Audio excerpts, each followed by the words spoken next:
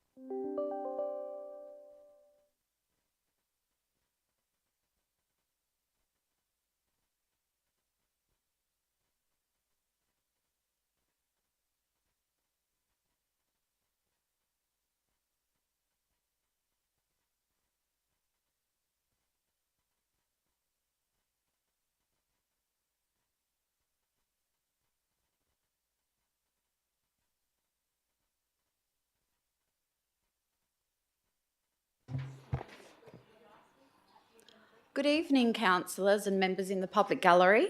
I will officially open this evening's ordinary council meeting at 7 p.m. I'd like to remind everyone in the chambers to ensure that your comments are respectful to the council and all meeting attendees, including city officers and those in our public gallery. Please note that this meeting is being live streamed. I would like to acknowledge the traditional custodians of the land on which we are meeting, the Whadjuk people of the Noongar Nation, and pay my respects to elders past, present and emerging. I'll move on to announcements from the presiding member. I'd like to extend a warm welcome to Councillor Clark, as this is her first council meeting following her extended leave of absence, and we're all excited to meet Benjamin, so good to see you. Move on to item 4, attendance. Councillor Palmer will be attending but may be running a bit late. Councillor Bull is on leave of absence and no apologies have been received. All remaining councillors are present in the chamber this evening. Move on to applications for leave of absence. Are there any councillors who would like to apply for a leave of absence? No? We'll move on. Yep. Oh, sorry, Councillor Eason. Yeah, just one, 16th to the 23rd of December. That's the only one, Thank you. inclusive. Do I have a mover? Councillor Peterson-Pick, do I have a seconder? Councillor Maleka, I'll put that to the vote. All those in favour? That is unanimous. Thank you. We'll now move on to item 5, disclosures of interest. Councillors, we have received disclosures for tonight's meeting at the agenda briefing forum, and these are listed on your run sheet. Are there any councillors who have an interest to disclose which is not already listed? Deputy Mayor. I just have a query, that one that's come back with advice from the department. Is that for now or when the item arises? Sorry? For the interest in common, is that for when the item arises or? I'll go to the CEO for some advice. Yeah, through the chair, I'm happy to talk about that as an interest in common when the item arises. Thank you. Councillor Johnson.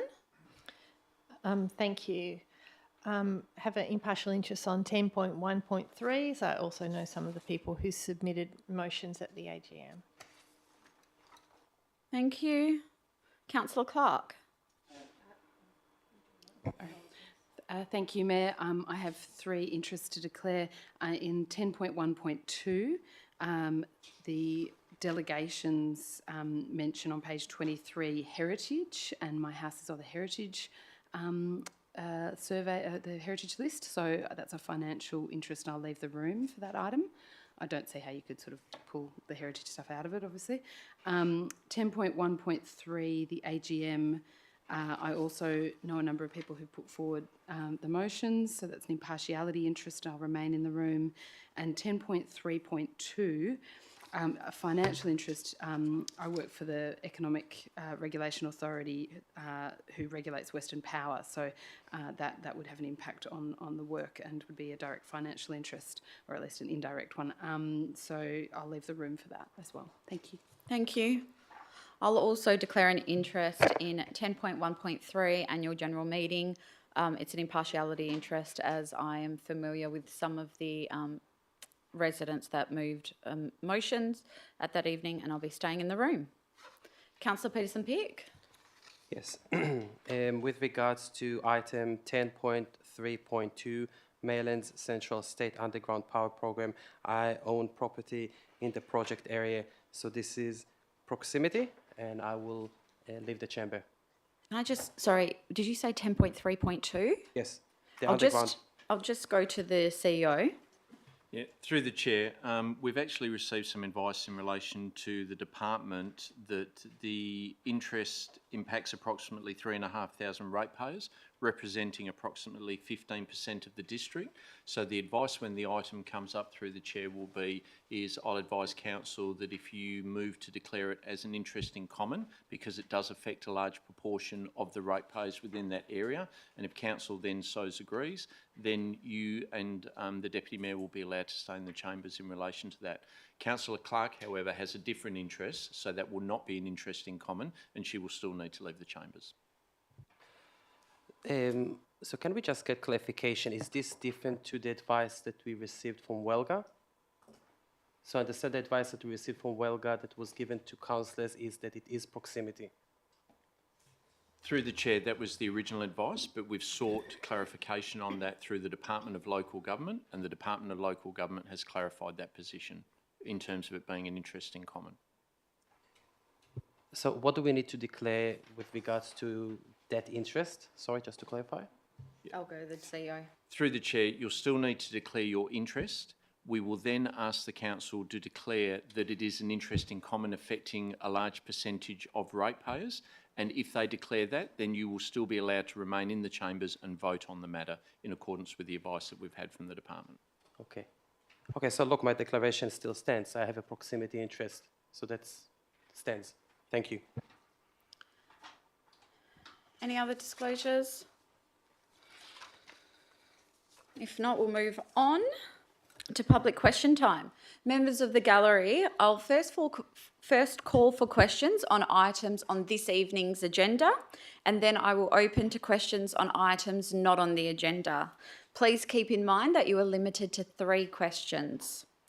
So would anyone like to come forward with a question on tonight's agenda?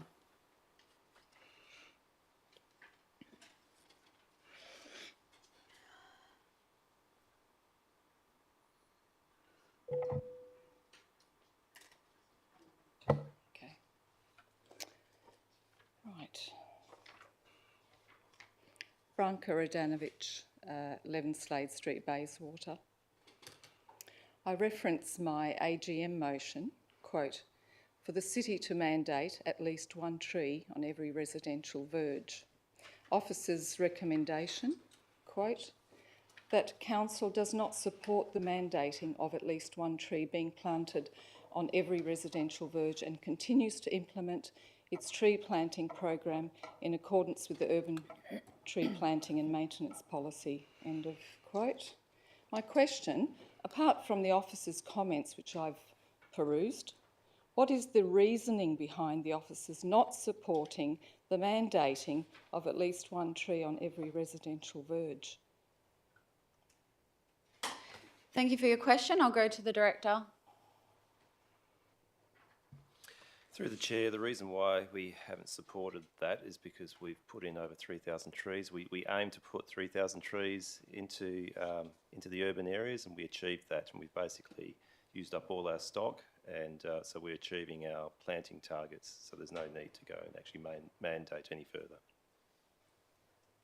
I don't accept that as an answer. I'm asking a question, why have they rejected mandating it, meaning putting it on paper that there is a commitment to put Ms. 1 tree on every Radanovic, verge? I believe he answered that question. Well, I disagree. As I said, I read through all the comments, and I appreciate what the Director is stating, that they've planted 3,000 trees, etc. But as a resident ratepayer, I expect to see pen on paper regarding a mandate. What if this Director isn't here next year and they interpret it in a different way? The policy doesn't state that a tree will be placed on every verge. Ms. Radanovic, Council will consider the motion as part of tonight's meeting. I'm not happy with the answer, and I want that on record. Question 2. Why is the city not aligning all city verges with their policy? That is, the policy being trees on private land and street verges, which relates to the landowner and development of land. And the item 4, part of that states, if no street trees exist on a street, I'll reread that. If no street trees exist or a street tree is to be removed, at least 1 new standard tree is to be provided by the landowner or developer on the verge adjacent to the site. And the purpose of that, as it states, to increase the tree canopy and improve the neighbourhood amenity, character and sense of place. As a resident ratepayer, I would expect the city to provide continuous shade on all footpaths and have in policy this same regard ruling mandate as stated for the landowner developer. for all residential verges across the city to provide at least one standard tree. My question is, why is this not policy across all city residential verges? Thank you for your question. We'll take that on notice.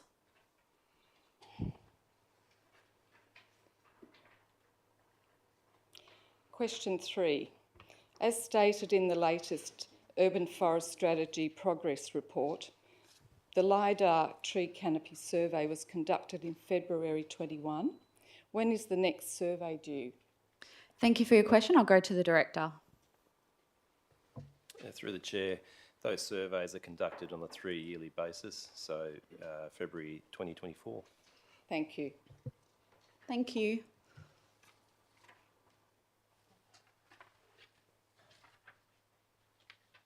I did put my questions in writing, but just for the cameras. Aileen O'Rourke, 66 King William Street, Bayswater. In the officer's report, in response to the motion put forward by Branko Radonovich in the AGM requesting the city plant 1 tree per residential verge, it was stated that the city planted 3,012 trees in verges, medians and parks.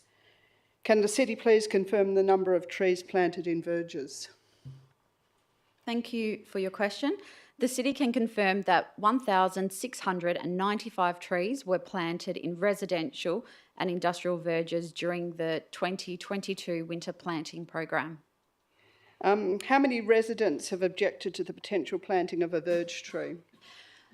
Thank you for your question. A total of 117 property owners requested a tree not be planted on their verge. Okay, and has the city removed any trees after a resident has objected to the planting? Thank you for your question. Around 30 trees were relocated after property owners retrospectively requested that a tree not be planted on their verge. Can I just ask another little question? Sorry, you're limited to 3 questions. Okay, it's an addition. I'd just like to know what I'll say, and maybe I'll ask it next time and you can prepare. What you've said, industrial verges and residential verges. Is there a breakdown between those two? We may have that information, so I'll just go to the Director. Yeah, through the Chair, the bulk of the plantings were on residential verges. I haven't got the exact figures here right now, but we can provide those figures because we do have that breakdown. Okay, thank you. Thank you. Anyone else have a question on an item on this evening's agenda?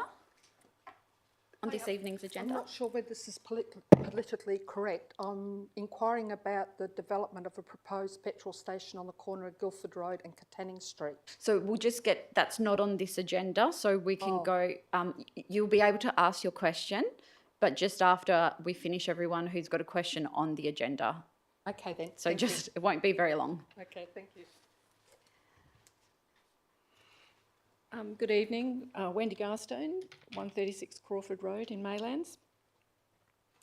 So my questions relate to the motion that I put forward at the AGM regarding the reporting on the urban forest strategy. So the first one is the tree canopy coverage for the City of Bayswater sits at 14.55%, and the council earlier this year agreed to a revised target of reaching 20% coverage by 2030 and quantified that this would require an extra 160,000 trees. And considering that some cities in the world are aiming for a 30 to 40% tree coverage, this 20% target is surely just the beginning. So the number of extra trees has been calculated, but I understand that the city is adequately resourced to plant only 7,000 trees per year. So my question is it correct that the number of new trees that the city is geared up to plant annually is 3,000 street trees and 4,000 trees in parks? I'm happy to answer that because I think I know the answer to that, and if I'm wrong, please, Director, correct me. But yes, you're correct. Those figures are correct. Thank you. So the second question.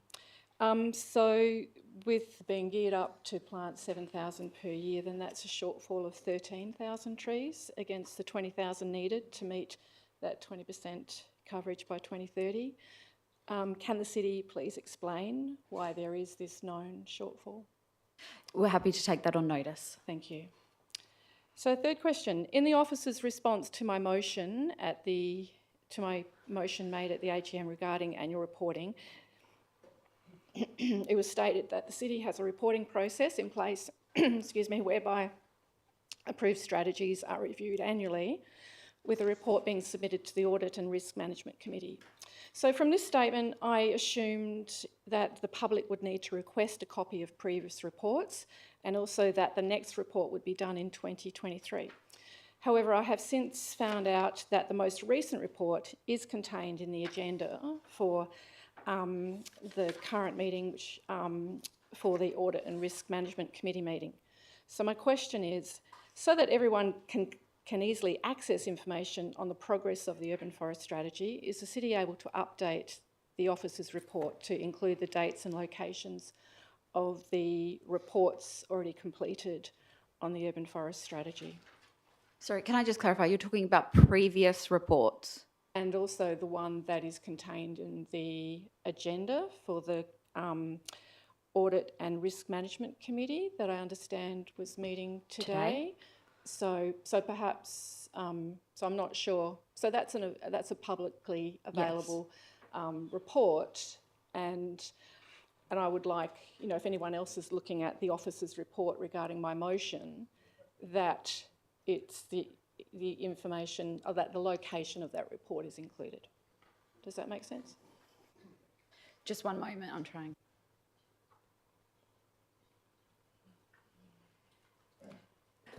I'm just trying to find the number of your motion in the AGM. Do you remember? Yeah, I don't know the number. I don't think it was Is it number numbered. 12? It was the last one. Just one moment, I'll just try to find so I can understand what you're... Sure. Okay. So, I'm happy So to take the- it on notice. okay, we'll take that on notice. Okay. Thanks. Thank you. Does anyone else have a question in relation to an item on tonight's agenda? Rob Witkowski, 15 Hester Street, Bayswater. My questions are all associated with with item 10.1.3 on tonight's agenda. Apologies, I couldn't ask them last week, but I did provide a written interpretation. Question 1. It's outlined in the officer's recommendation for motion number 8 from the AGM of electors. Can the city advise the timelines for delivering the facility development plan for Hillcrest Reserve? Thank you for your question. I'll go to the director. Through the chair, the adopted community recreation plan lists the facility development plan at Hillcrest Reserve as a medium priority to be delivered in the medium term. In the plan, the medium term is 5 to 10 years from 2022 when it was first adopted. I guess not a question, but just a comment. That's 5 to 9 years' time just to develop a plan. That's correct. That is the response. Yeah, well, that from a sporting club perspective, that's not acceptable. Question number 2. Understand the city has budget constraints and appreciate the recent shift in council direction to be more focused on managing asset. Given these budget constraints and the desire for the clubs at Hillcrest to amalgamate sports and create a community hub, which is with no doubt attract significant costs, has the city duly anticipated election cycles and the like when developing this timeline? Thank you for your question. I'll go to the director. Thank you. The current timeline has been primarily determined based around the list of other short-term priorities within the first 5 years within the community recreation plan. So there's a number of other priorities that have been listed, such as change room upgrades at a number of reserves, including Upper Hillcrest Reserve, development of a skate and bike strategy, consideration of connecting pathways within reserves, development of other facility development plans, also noting that a facility development plan may take a while to develop. Thank you. And lastly, are there any activities that could commence or be brought forward to assist the Hillcrest clubs and key stakeholders with getting much needed updates and upgrades and a very aged and unsuitable facility or current facility that doesn't meet the current users' needs? Thank you for your question. I'll go to the director. Thank you. The city could commence a facility needs assessment for the site in conjunction with the clubs and site users to determine what's needed, and that could be completed within the 23-24 financial year. Thank you. Thank you very much. Would anyone else like to ask a question on tonight's agenda? If not, is there anyone with a question not on tonight's agenda? Please come forward. My name's Karen Glossop. I live in Katanning Street, Bayswater. I've got concerns about another petrol station going at the corner of Katanning Street and Bayswater, Katanning and Guildford Road, Bayswater, as there's already a petrol station there. And down in that neck of the woods, we have no facility shopping. Aldi would be great, Spud Shed, something there. So have you got your 3 questions? Oh, my 3 questions. Well, I would like it to be looked at that it gets rezoned so that we can have retail. Thank you. We will take that on notice and provide you a response in writing to that question.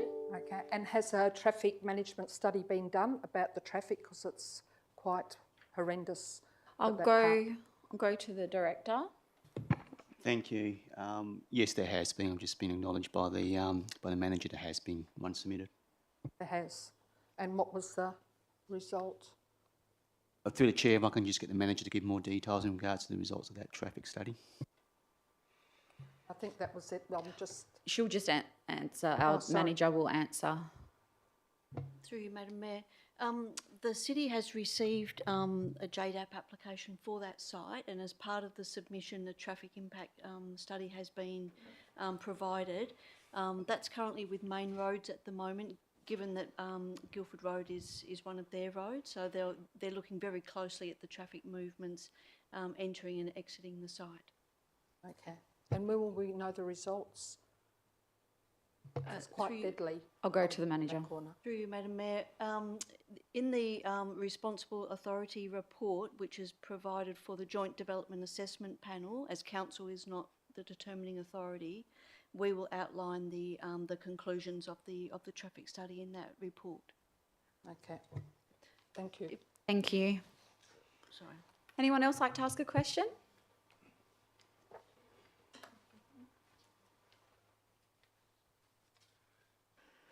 Ian Walters, 124 Lawrence Street, Bedford.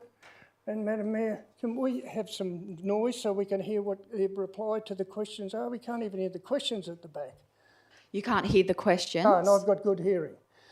So just to clarify, when people are standing at that microphone, you can't hear?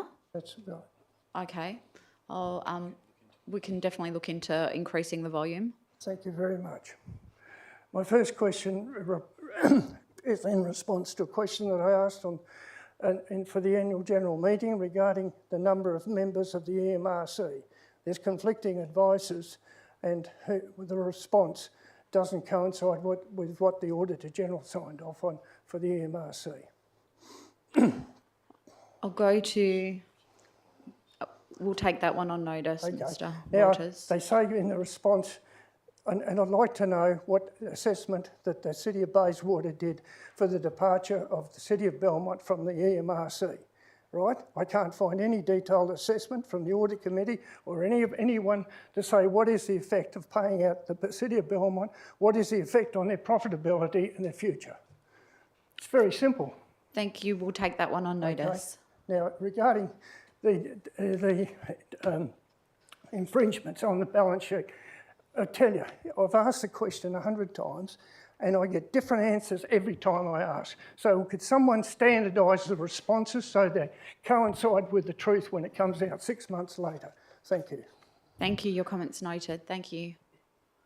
Any other questions? Yes, thank you. James Kozak, South Ward. Since I've not heard back after several requests for a meeting to discuss these following 3 questions, here they are. Number 1, does the city's litigation insurance policy for elected public officials, underwritten by Chubb Australia, provide funding to defend against deliberate actions such as obstruction of justice, evidence tampering, and the violent physical assault of a process server? Thank you for your question. We'll take that on notice. Number 2, where is the public interest in providing public funding for such actions that are dishonest, fraudulent, for an improper purpose, deemed criminal acts, and cause foreseeable harm? Thank you for your question. We'll take that on notice. Number 3, may I be provided a copy of the litigation insurance policy Bayswater has with Chubb Australia? Thank you for your question. We'll take that on notice. I'd also like to say that I think that was the most cowardly response I've ever heard.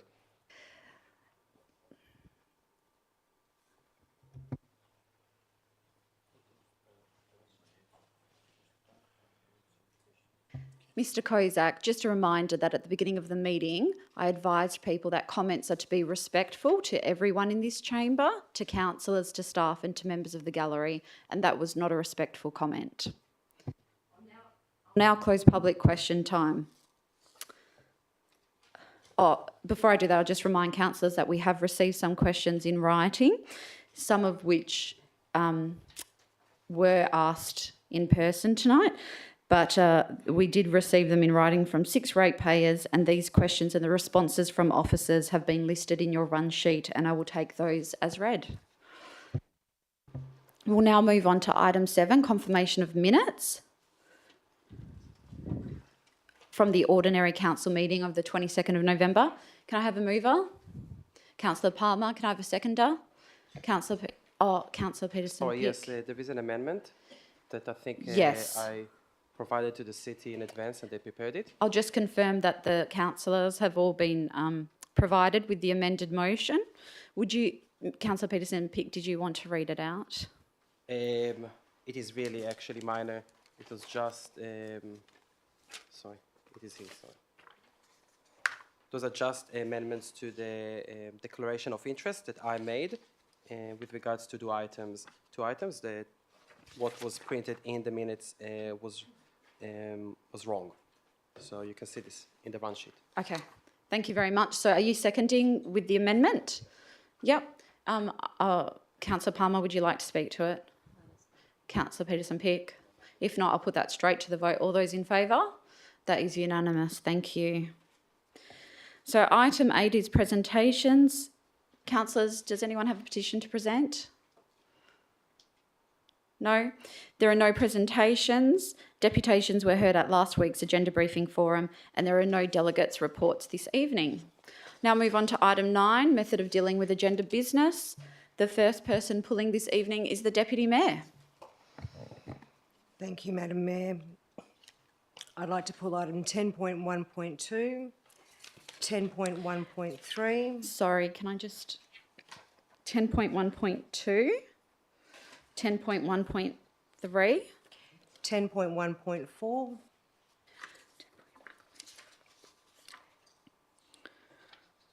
10.1.5, 10.3.2, 10.3.3, 10.4.2, and 14.1.2. Thank you. Councillor Peterson-Pick.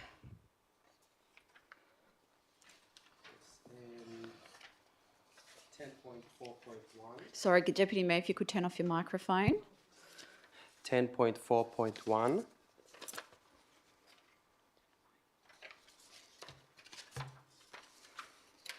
10.4.3.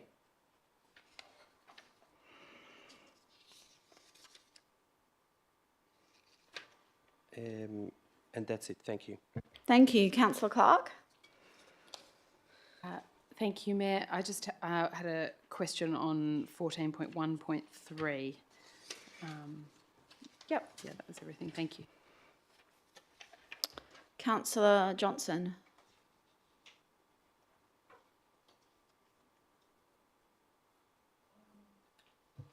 I'm sorry if I've missed if it's been called 10.1.1, please.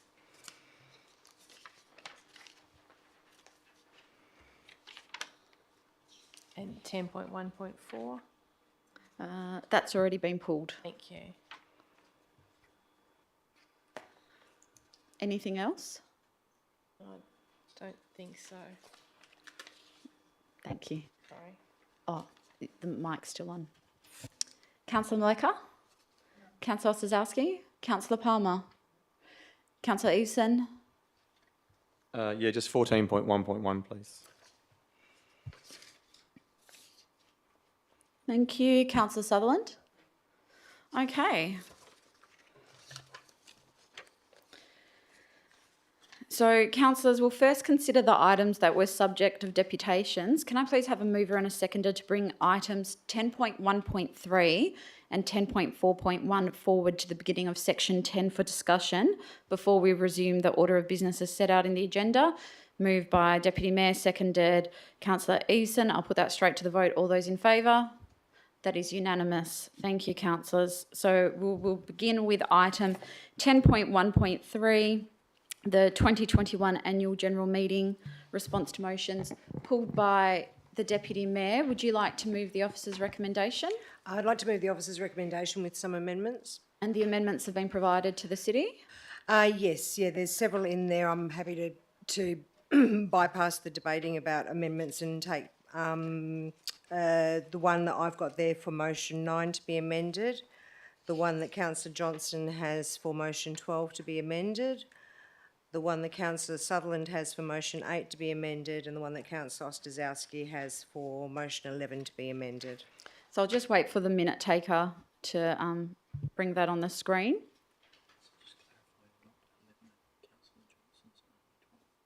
And just confirming, not motion, the amendment of motion 11 from Councillor Johnston, just motion 12. Sorry, yeah, not motion 11, just motion 12, motion 11 from Councillor Ostaszewski. Okay, and that's seconded by Councillor Ostaszewski. So I'll just wait for the the minute to come up, the minute taker to bring it up on the screen.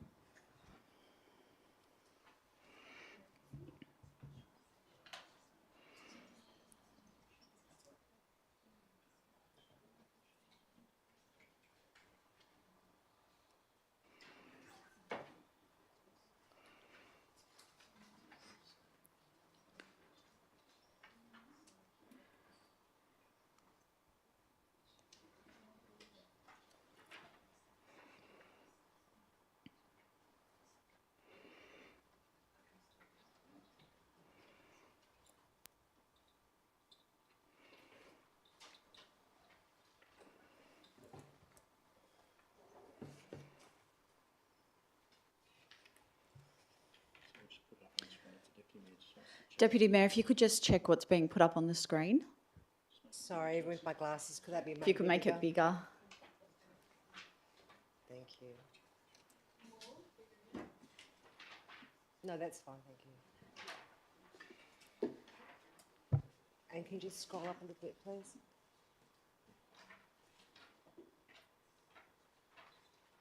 Yep, thank you. Correct, Deputy Mayor? Yep.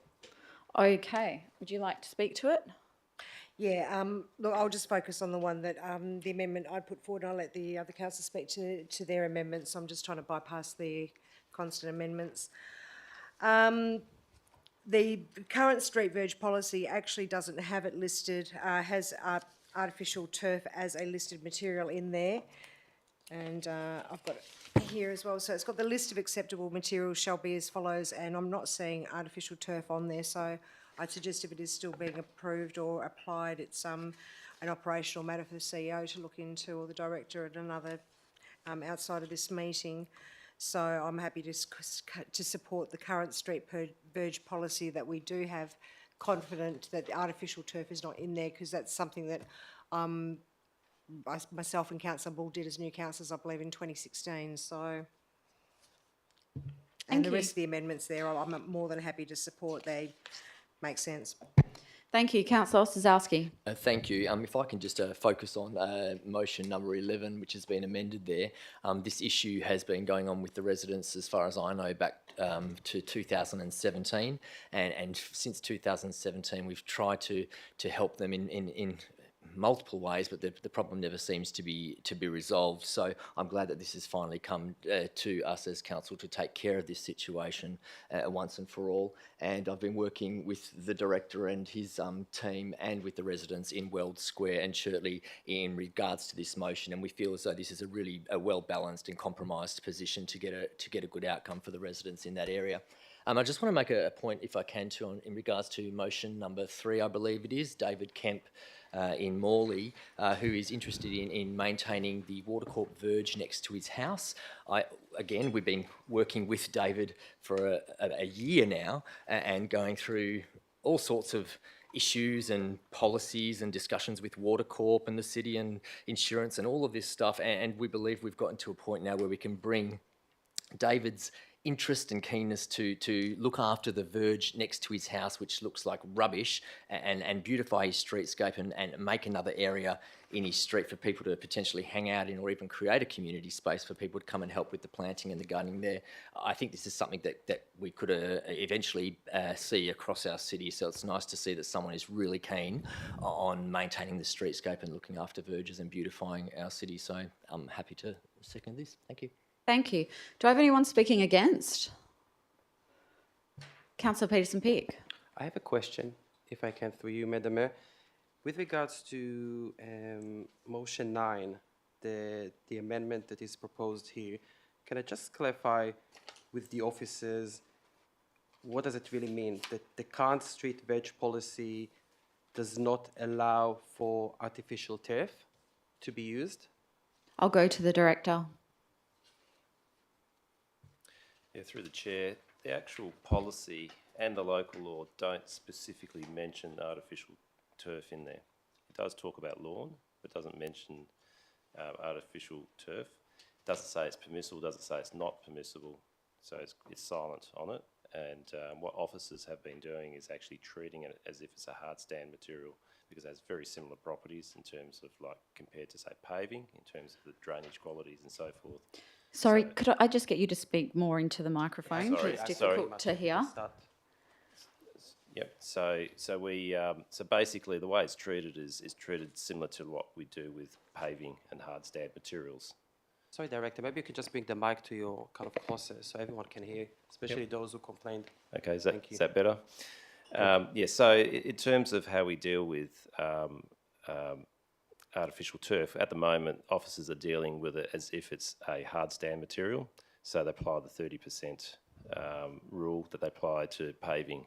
So because it's not basically mentioned in the policy or the local law as being a specific material in there. So it doesn't rule it out and doesn't rule it in either. So it's basically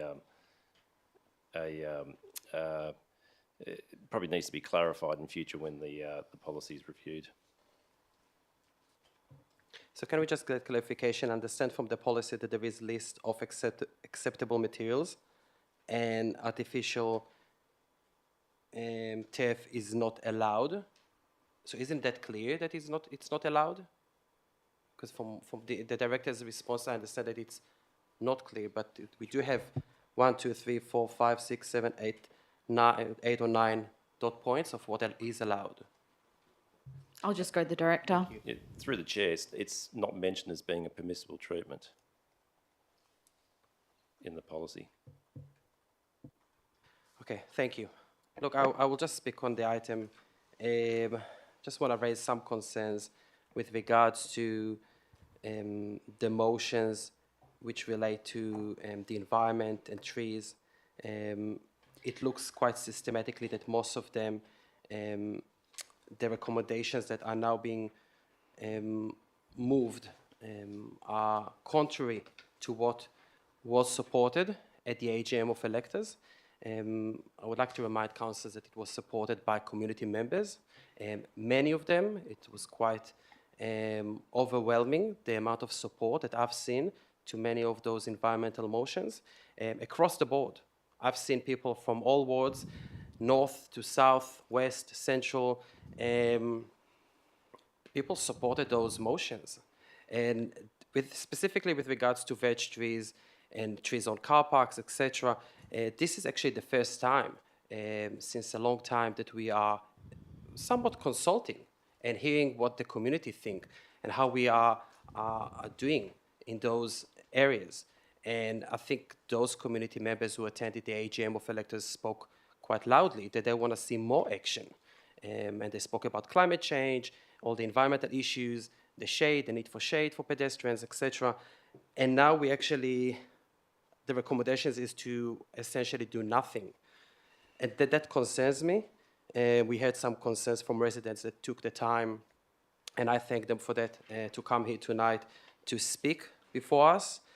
I also heard that we have a shortfall of 13,000 trees annually that we are not planning to plant every year. I understand it will be taken on notice, so I'm very curious to see the response. So are we going to meet the canopy targets that this council supported, especially now with going with those recommendations that are not supportive of what community members wanted? I also would like to, just for the record, one of the motions talked about mandatory veg trees, and I know we had lots of discussions about veg trees during the last year. The City of Stirling, in their policy, street and reserve trees policy, says very clearly, generally, a minimum of 1 tree shall be planted per property frontage. Larger veg spaces can be subject to more than 1 tree. It feels to me that other cities are doing more, are progressive in this area, and we should do more. And I've been speaking about this for quite some time. Community members raised motions, and it's not going to be adopted now. So I do have concerns about that, because I think all residents will feel the impact of not having enough trees in the next 5, 10, 15 and 20 years. That's it. Thank you. Councillor Osazowski, Thank you. Just been looking at Lim 3 and Lim 4 for motion 11. In Lim 3, I talk about the continue to work with World Square, Department of Ed, Swan Urban Land Care and other relevant stakeholders. And in Lim 4, we miss out the other relevant stakeholders. Is that something that we just need to add into Lim 4 so that Lim 4 matches Lim 3 in some regards? I'll just seek advice from the CEO. You're worried about those words not being in Lim 4, other relevant stakeholders. I'll just check with the CEO. Yeah, through the chair, if the mover and the seconder endorse that, then I can see no reason why you couldn't put that in just to make it consistent between the two limbs. I'll just check with the mover if she agrees. Yep, so that'll now form part of the substantive motion. If I can just get the minute taker to add on Lim 4. Just whereabouts, Councillor Osazowski? Up to Landcare Council. Yeah. So And other relevant stakeholders. Okay. Thank you. Councillor Clark, speaking for? Generally in support, but I just want to make a couple of comments, if that's all right. So thank you to everyone for the amendments. I think generally it's always difficult to work out how to vote for or against all of these, because there's things it's all pulled together, and obviously there's things that you might not wholly support, but you then want to support the rest of it. I think generally we do need, as a council, to keep pushing ahead with more trees. I think we're hearing that loud and clear from the community. I know we've had a lot of debates in this chamber about where they go and who objects and how they object and all the rest of it, but I think we're woefully behind on meeting that tree canopy target, so we need to push much harder for that. And just doing it sort of tree by tree. I've tried wandering along King William Street and pointing out spots where they could go. I know another number of locals have also been pushing for that, and we come up against all sorts of weird and wonderful things in terms of train station developments and Metronet and all the rest of it, but I think we need more systemic change in that space, otherwise we're just not going to meet the targets. And with climate change, another hot summer upon us, it will actually affect everyone's health as they walk down the street. I think also there was some discussion around city land being used in that respect, and I think that's something that we should consider as well, particularly if we look at the city's land holdings, that what could become greater public open space and what could become more urban forest to create more spaces for people. I think the density targets that the area and the district have got means that we're going to actually need more local parks next to much denser housing. We're seeing that a lot in Bedford with some of the planning changes that have been consulted upon there. And in terms of Hillcrest Reserve, I'd like to thank Councillor Sutherland for bringing forward that facility needs assessment. I know a number of the clubs and sporting groups there have been pushing for changes. I know a couple of years ago we pushed for money on the budget for women's change rooms, and that was obviously I think the original plan was a demountable that was a temporary fix, which I think the COVID may have overtaken us and the costs then have gone up, and now we're probably in a space where we need to crack on with actually delivering for all those clubs, noting that it's a delicate ecosystem in both Upper and Lower Hillcrest Reserve, with the cricket club producing some of Australia's best cricketers. So I know that they want to keep their pitch as pristine. I'm told it's the second best cricket pitch in Perth. So I think so generally I'm quite supportive of the changes, and thank councillors for the amendments. Thank you, Councillor Clark. Anyone else like to speak on this? Councillor Sutherland. I'd like to obviously speak on my amendment on the Hillcrest. All the others seem pretty, I'm happy with the others, but just want to talk a little bit about Hillcrest. I think this motion can help the clubs determine quicker what they need in the 2023-24 financial year instead of the medium term, and it will also keep the momentum of the Hillcrest redevelopment moving forward.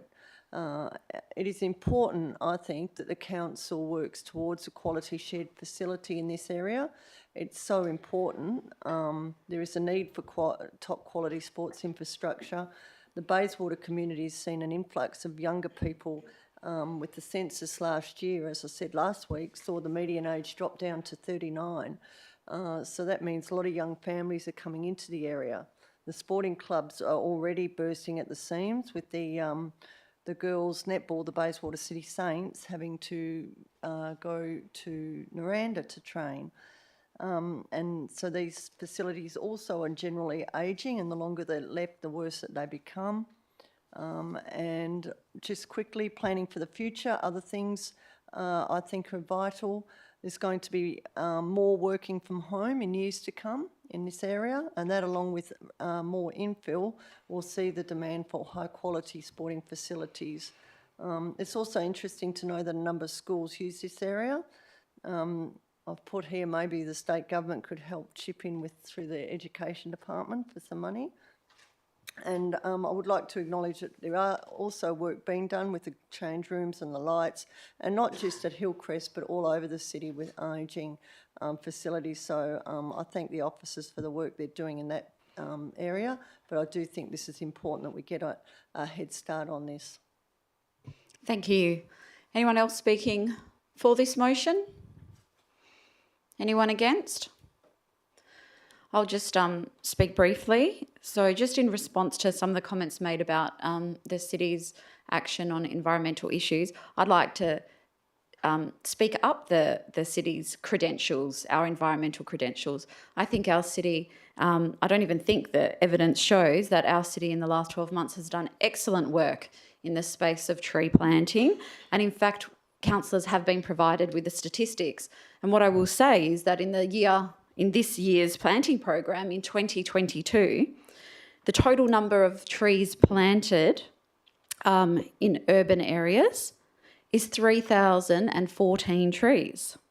On residential verges, it's 1,321 trees. These figures are more than double, the total amount is more than double any previous year. And just to compare the verge planting, last year the city planted 624 trees on verges. This year, again, we've done 1,321. That is a magnificent improvement, and I think, lots of acknowledgement should be given to the staff for their hard work in delivering on this council's direction in increasing our tree planting. So thank you very much to the staff for that. I'd also say that in terms of, targets of planting 20,000 trees, what I would address with that is there's only a limited number of tree stock. We are competing with every local government in the state for actual tree stock. It isn't as easy as just ordering 20,000 trees and being able to be delivered 20,000 trees. We then need to maintain those trees for 3 years, which includes the watering and maintaining of, if you were to plant 20,000 trees every single year, that takes a lot of resources. So I'm really proud of where we're going and the direction that this city is going in a customer-focused way. So, and in response to the other amendments, I'm really supportive of that. So I'll go to the Deputy Mayor to close. Thank you, Madam Mayor. I was just going to mention, as you already have with the tree stock, that, the availability of it has been something that's been hard for 2022 to the point where we've actually had to hold over some of the trees till 2023 just because we have not been able to get the tree stock. Earlier, a couple of months ago, I believe we've placed our 5,000 tree order for next year. And, it's exactly as the Mayor said, it's one thing to have these goals, and it's great that we've got these goals, but the reality is that sometimes there is a supplier and provision of them that, with all the other competing demands from other local governments that we may not get for full order. So, but please support these amendments. Thank you. I'll now put this to the vote. All those in favour? That is Councillor Maleka, Councillor Ostaszowski, Councillor Palmer, Councillor Easton, Councillor Sutherland, Deputy Mayor, Councillor Clark, Councillor Johnson and myself. All those against, Councillor Peterson-Pick. That is carried. We'll now move on to item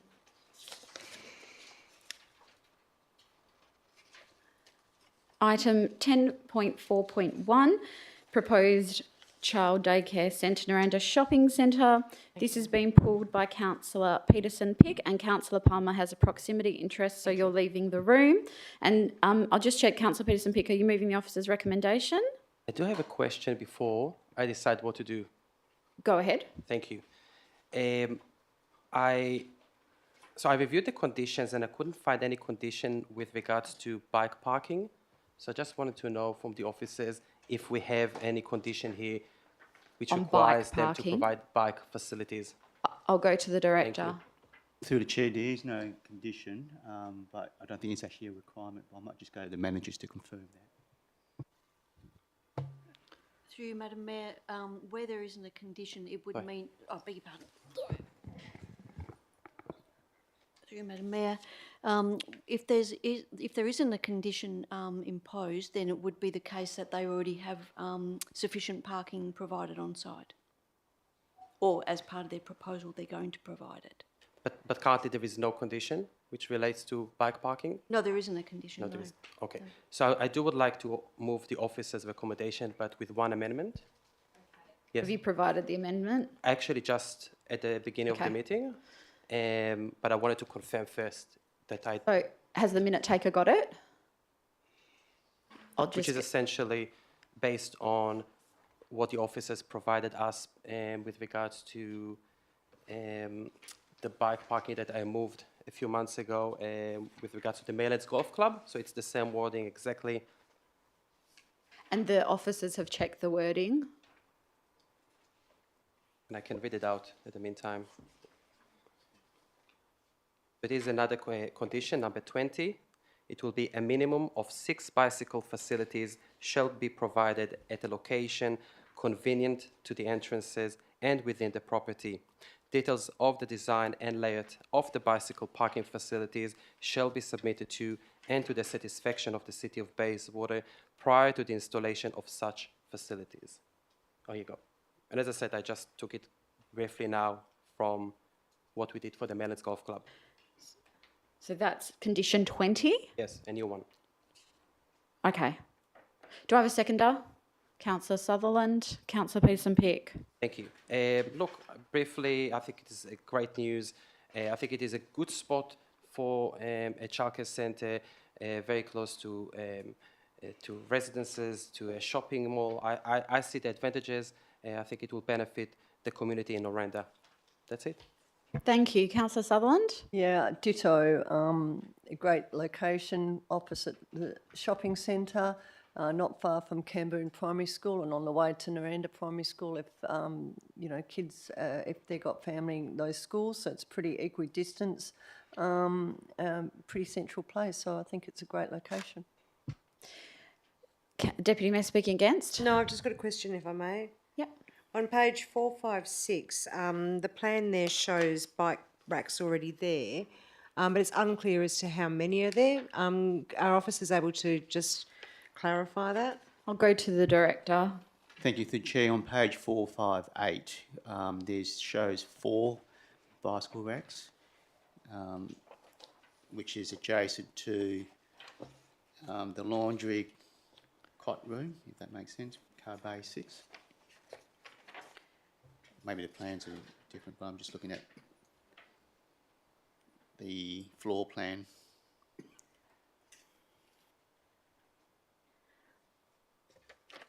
Maybe the page numbers are incorrect, but it's... The page numbers are varying between... It's the actual floor site plan, which got the details of the actual internal floor spaces. It's, the third plan.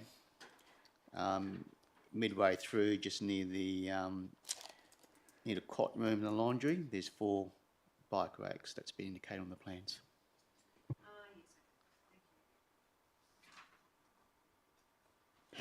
Okay, so there's already 4. 4 is proposed, yes. Okay. Would you like to speak on it, Deputy Mayor? No, just, I suppose just a clarification now. So the amendment then would just require them to add another 2 in, not an extra 6, or is it an extra 6 on top of the 4? Through the Chair, I would say be an additional 2, it'd be a total of 6, my understanding of the amendment. A total of 6 thank you for plus clarifying. Anyone else like to speak? Councillor Eason? Yeah, just a question, because this has obviously just been sprung now, but looking at the layouts, it looks like there's windows on either side of those bike racks. Can we get an estimated cost on installing 2 more bike racks somewhere on the floor plan? I'll go to the Director. Through the Chair, I need to take that on notice. Don't have those details offhand. Would you like to speak on it, Councillor Eason? Look, there's 4 already shown on the plan. It's a commercial interest for the childcare centre to provide for their customers. They're providing for at the moment. I'm sure they could put 2 more in if they felt the need later. I'm just concerned that we're putting a condition on there that's going to create unintended consequences because of the lateness of it. So you're foreshadowing the officer's recommendation? I'll foreshadow it just in case it doesn't get up. Yep. Thank you, Councillor Clark. I just want to speak in favour of the motion and the amendment. So I've been researching childcare centres so that at some point next year I can go back to work. We desperately need more in the area. I think any parent knows that, and they need to obviously be in places that are ideally on the way to work or a primary school, and going all the rest of it. And obviously that creates issues of main roads and stuff. So I think this is a good development, a good proposal. I know it can be difficult to find locations. There were some comments, I think, in the consultation around this might affect the business owners around there. Look, if the business is a coffee shop, there will be mums stopping for a coffee after they've dropped their children off. A double shot coffee. So I don't think that will necessarily be an issue. I think Councillor Peterson-Pick's amendment with more bike racks is a great idea. You see more and more people riding with bikes, and the huge contraptions with the kids in them on the back of the bikes as well. So I think we should be quite supportive of that as well. Thank you. Thank you. Anyone speaking against? Anyone for? Councillor Johnson? So just make a comment, if I could, please. So for and against. Yes to the bike racks, because it is possible to ride your kids to childcare. It's actually fun. Just noting that we've received some information about childcare locations in the sort of draft planning, and talking about putting childcares on corners, particularly not being ideal. I noticed this one, the playground is off the corner, but it's still on the street. But it's just something that, you know, when we have childcare centres come up to us, sometimes their locations are not ideal. I hear that it's a good, convenient location, and I would agree with that. But just noting that, but otherwise I'm supportive of the amended motion. Thank you. Anyone speaking against? Anyone for? I'll just say that I am very supportive of this. I think with childcare centres, yes, we all agree that they're much needed service for our community. Absolutely. There are instances where the location just isn't appropriate. But in this instance, this is a very appropriate location. I think it'll add, you know, aesthetic and amenity to that local area. It's just a car park at the moment. So I think this is the right location for this, and yeah, I'll be supporting it. I'll go to the mover to close. Thank you, everyone, for your comments. Look, just with regards to the bike parking and the amendment that I added, I'm happy that I moved it because it shows that not everyone supports or understands the need to put those kind of conditions as part of planning approvals. Currently, we do not have any condition. I would like to remind councillors it's nil. They can change it if they want to. Tomorrow, they're not compelled because there is no condition.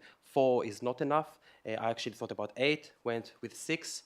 From my experience with my kids' daycare, just until recently, they had, I think, around 8, and it was quite full during drop-off and pick-up times, especially at that location where many people will probably prefer to ride. This should be a standard condition, exactly like the conditions that we have for car parking. Bike facilities should be standard conditions on every approval that we give, and I will continue to look for them, and I will move amendments as I did with previous applications until it will become a standard condition. I would like to give councillors an example recently. We have a new childcare centre in Maylands on Peninsula Road. It was approved by JDEP. There was no condition for bike facilities, and they currently do not have any. Parents, and now this was already built, there is no space for bike parking. Parents complained to me about them wanting to go to use that facility, that service, which we call essential service, but they can't, and the childcare centre refuses. So some say, oh, this is their legitimate reason, but we harm our community by not approving. Councillor Peterson-Pick, I'll just call irrelevance. It is relevant. It's all about. It's not a previous application is not relevant to this decision. Okay, I do think that there is. It's not relevant. I'm talking about. It's not relevant. I'm calling a point of order. It's not relevant. Okay, so it is important to add conditions to make sure that those facilities are there, that it will not be too late after it is being built, and then there won't be any location for those facilities. Thank you. Thank you. I'll now put this to the vote. All those in favour? That is unanimous. Thank you. Those were all the items that were subject to a deputation. We'll now move to the remaining items that have been pulled by councillors. And we'll get Councillor Palmer back in the room.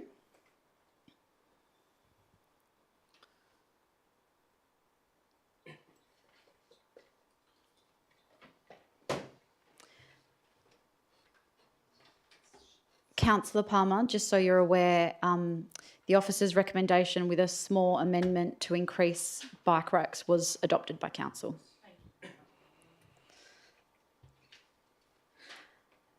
So we'll now move on to item 10.1.1, review of delegated authority for committees. This was pulled by Councillor Johnson. Are you moving the officer's recommendation? With an amendment that I've provided earlier.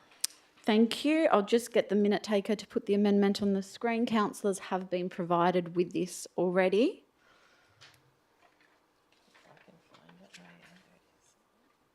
So, Councillor Johnson, if you just want to confirm that what's on the screen is correct. Yes, that's correct. Do I have a seconder, Councillor Clark? Councillor Johnson. Thank you. I have provided reasons for requesting that we revoke the COVID-19 committee. I think its time has passed, and if we need it, we can form it again. Thank you. Councillor Clark? I just wanted to, so I suppose, no, I thought about this, and I'm pleased that Councillor Johnson has brought this forward.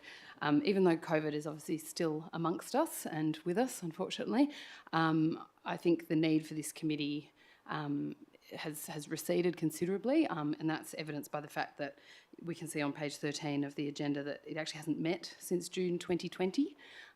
It's a very long time. It means, I think, in practice that this council has dealt with everything it needed to, and that the CEO of the day has had the ability to manage things at an operational level. So I just don't think it's necessary anymore. I think it creates a presumption that if we have one, it should be used regularly, and then there's questions around, well, why hasn't it been convened? And I'd also note under the Local Government Act that obviously a special council meeting can be convened at very short notice. So if there does happen to be something that occurs that the CEO doesn't have the right powers for, then we can all convene as a group very, very quickly in an emergency. Thank you. Would anyone like to speak against? Councillor, anyone for? Councillor Palmer. Thank you. Yes, I do concur with that, because most of the COVID numbers, departments and so forth have been abandoned, and therefore it seems a reality to go ahead with this instruction and leave it to common sense prevailing if things happen and we can get delegated on that special emergency. Thank you. Thank you. Anyone speaking against? Councillor Peterson-Pearce. Yeah, look, I'll just foreshadow the officer's recommendation. I think with the numbers going high and high with COVID back again, I think it's prudent to still have the advisory committee. It doesn't harm. I don't think it was misused. There was no meetings this term yet, so I think it's good to have it in the background if something happens quickly. Thank you. Anyone speaking for? Anyone against? If not, I'll go the mover to close. Thank you. I note this, well, it's called the COVID-19 Advisory Committee. It doesn't actually provide health advice. And, you know, I'm not arguing about COVID numbers. It does have extensive delegated authorities. And I think that those sort of things are best done by council as necessary. Thank you. I'll now put that to the vote. All those in favour?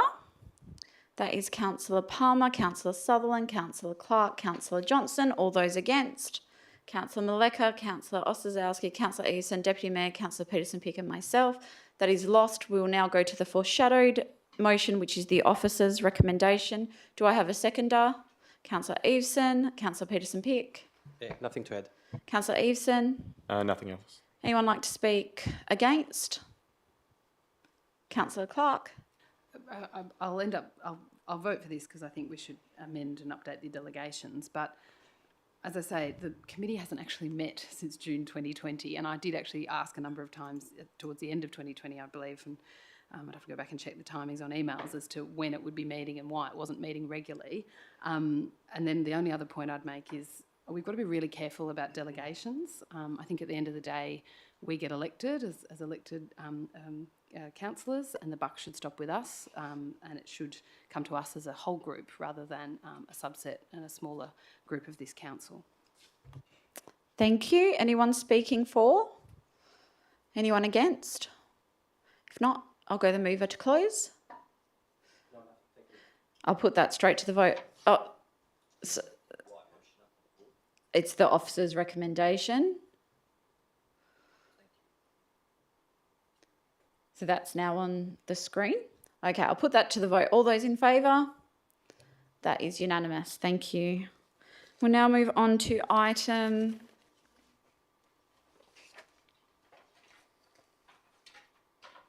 10.1.2, annual review of delegations. Councillor Clark is leaving the room for a financial interest.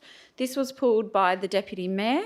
Are you moving the officer's recommendation? Yes, I am. Do I have a seconder? Councillor Sutherland, Deputy Mayor. Yeah, no, I think it's really important that we keep on reviewing and having a look at delegations so that the council can do what councils are supposed to do, which is strategic decision making and not get bogged down in the weeds. So, thank you, Councillor Sutherland. Ditto. Anyone speaking against? Councillor Peterson-Pick. Yes, thank you. I would like to propose an amendment to the mover and seconder, if they agree, to exclude the last bit, which with regards to the new delegation relating to the development assessment panel application, so that decisions come before council. Did you provide that amendment in advance? No, it's literally just adding the word Excluding. excluding before that sentence. So excluding a new delegation relating to the DEP. And excluding a new, Adding in one word. yeah, excluding. Excluding after the word and. In limb 1, last sentence. Yes. Before the words a new delegation. Yes, that's correct. So I'll just check with the mover and the seconder. Do you accept it? No? So we'll now move to, did you want to debate the amendment? Yeah, I Councillor will move just Peterson-Pick? that word. Yeah, so the mover and seconder haven't agreed to it. So would you like to debate it? Yes, please. Yeah. Do I have a seconder? Councillor Palmer. Councillor Peterson-Pick. Thank you, Councillor Palmer, for that. I think this is very important. For councillors, I just wanted to provide some background with regards to this new delegation, because it wasn't provided in the report. On several occasions, I've been trying to find out why specific applications do not come before council before they go to JDEP, and it was always given to me as a given. Recently, I again asked the question with regards to a JDEP decision, why it didn't come before council, and I was told that the reason was a decision that council made in mid-2017, before the time of most of us on council, which means that most councillors around this table have never made really a formal decision about this issue. When I asked to see the most recent delegation approval that we do annually, if that actually incorporates this, it was never incorporated. So I thank the officers that now they are bringing this before us so we can finally make a decision. I think that we are delegating more in accordance with what is proposed here. And I would feel comfortable with doing that, knowing that the biggest decision are still kept with us. And I think this is what residents expect us to do. JDEP decisions are the biggest developments in the city. It's relevant to all suburbs. We're talking about big developments. You can imagine more what we will face in the future. It should come before us for a decision, for a recommendation, before it goes to JDEP. I think residents expect us to do that. We should forgive and remove the minor ones as been proposed here, as long as the big ones are here. We should have a say. Community members should come here, have their say. I know it is more work to all of us. It is more work to myself, but I think this is what we should do. We should delegate what is minor. We should keep here what is important, and it is important. So that's it. Thank you. Councillor Palmer? Thank you, Madam Mayor. Yes, I brought this up in question time, but I couldn't really debate it. I do feel that as councillors, we should keep our foot in the door on any of these proposals. Even if we lose a battle, at least we have knowledge, we have the opportunity to speak on behalf of proponents or community. And it's just a matter of principle that this power isn't taken away, and shrinking our own control on matters that affect our community and our city. Thank you. Thank you. Deputy Mayor speaking against. Just firstly, I'll just start off with a declaration I forgot to make, that I am a current sitting member on the Joint Development Assessment Panel, and that's an impartial interest, and I'll be staying in the room. Sorry, I don't know how that one's slipped past me.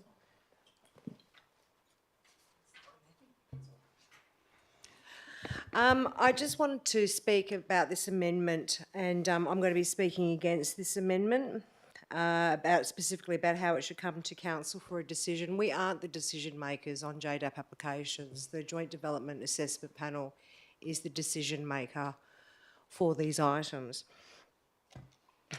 Councillors and council, the city officers are able to put in a direct responsible authority report. So if councillors do want to directly represent their ratepayers to the JDAP, there is the responsible authority report mechanism in order to do so. I've been on council when we've had them come to council, and I was part of the council that decided to not hear them anymore, precisely because we are not the decision makers on there. The officers are the ones that do the measuring it up against planning schemes and put in their RARs. So I don't support this amendment. Thank you. Anyone speaking for? Anyone against?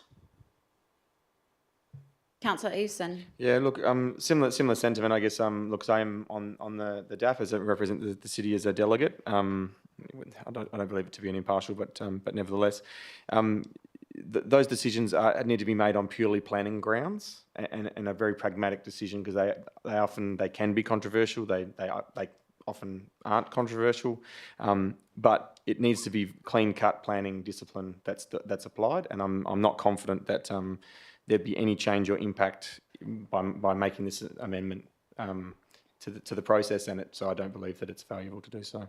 Thank you. Thank you. Anyone speaking for? Councillor Johnson. Could I ask a question, please? Could I just ask the officer's comment, please? Just for general comment? On the councillors' RAR for the JDAP. I'll go to the director. Through the chair, the process usually is that the officers will do a technical report, which is the RR, the responsible authority report. If DAP applications do go to council, if council makes a decision or their view on the proposal, just their view on the proposal, that will be coupled with the officers' report. Would you like to speak on it? No, but I'll be supporting it. Thank you. Anyone? The amendment, that is.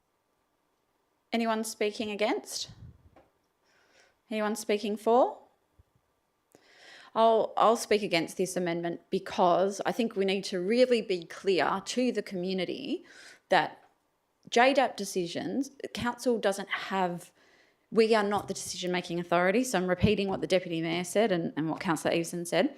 And by changing this to make the reports come back to council, you're setting an expectation in the community. The community will have an expectation that council has influence over this decision, right? Regardless of whether we agree with the officers' technical expert advice or not, because the planning officers could present a RAR that supports it, and then it comes to council and council doesn't support it for whatever reason. You're setting that expectation within the community that you're going to influence this JDAP decision when really you don't. What you should be doing is standing up, going to the JDAP meeting, and if you feel strongly about something to represent your ratepayers, go and make a submission and do a deputation in front of the JDAP. That's the ability that you have. But creating more angst and, the general community don't understand the process, the planning frameworks, the regulations on which we have to make planning decisions. It takes a lot of training and understanding to know what our obligation as councillors are in making those planning decisions. It's not basic, it's not simple. It takes a lot of time and understanding and questions to try and get it. And then to say, oh, well, it's got to come to council and we can make an opinion on it. It's really setting an expectation that I think isn't being fair or transparent to your ratepayers because we're not the decision makers. So it's a good way to create angst. It's not a good way to educate the community. So I won't be supporting this amendment. I'll go to the mover to close. Thank you. Look, I think our local residents expect us, and I think they do have expectations that we will be involved in the biggest decisions that are happening in our city. We are elected to make those decisions, and in this case, recommendations. We are their local voice with regards to those big developments, and currently that local voice is not there, and we are missing out. And I would like to highlight to councillors who are concerning this issue, there are other councils that those kind of decisions go through the council. So some councils do that. Like for example, Netherlands, and I did very quick research just now, Netherlands, their decisions go through the council. So why in the city of Bayswater we will give this level a miss, and we'll let the JDEP, which has only 2 councillors out of 11, 2 of our councillors are there, and 3 other state government representatives. The state government has a majority. We know exactly what they are pushing for. We are missing out on having the balance of giving a strong recommendation, whatever it is, to support the development or to refuse the development or specific conditions on behalf of the council, on behalf of the residents. Just now, for example, there is a JDEP decision coming up in the coming months with regards to a new commercial complex in Bayswater. We have some people here about this issue. This will not come to us. We will not be able to represent them. We will not be able to support or not support, depending on the issue. And I think they expect us, and this is why they're here. So I think it is very relevant. We have some people here just on this issue. So they need to understand that tonight we're actually making a decision here not to have a vote with a recommendation on those kind of issues, which I think our residents everywhere in the city will miss out. So I hope councillors will support this and provide local voice for our residents. Thank you. I'll now put the amendment to the vote. So the amendment is to add in the word excluding. That's what we're voting on right now. All those in favour? That's Councillor Palmer, Councillor Peterson-Pick and Councillor Johnson. All those against? That is Councillor Maleka, Councillor Ostaszowski, Councillor Eason, Councillor Sutherland, Deputy Mayor and myself. The amendment is lost. We'll now go back to the substantive motion. Do I have someone who's speaking for? Anyone speaking against? I'll go to the mover to close. Deputy Mayor? No, I'll put that straight to the vote. All those in favour?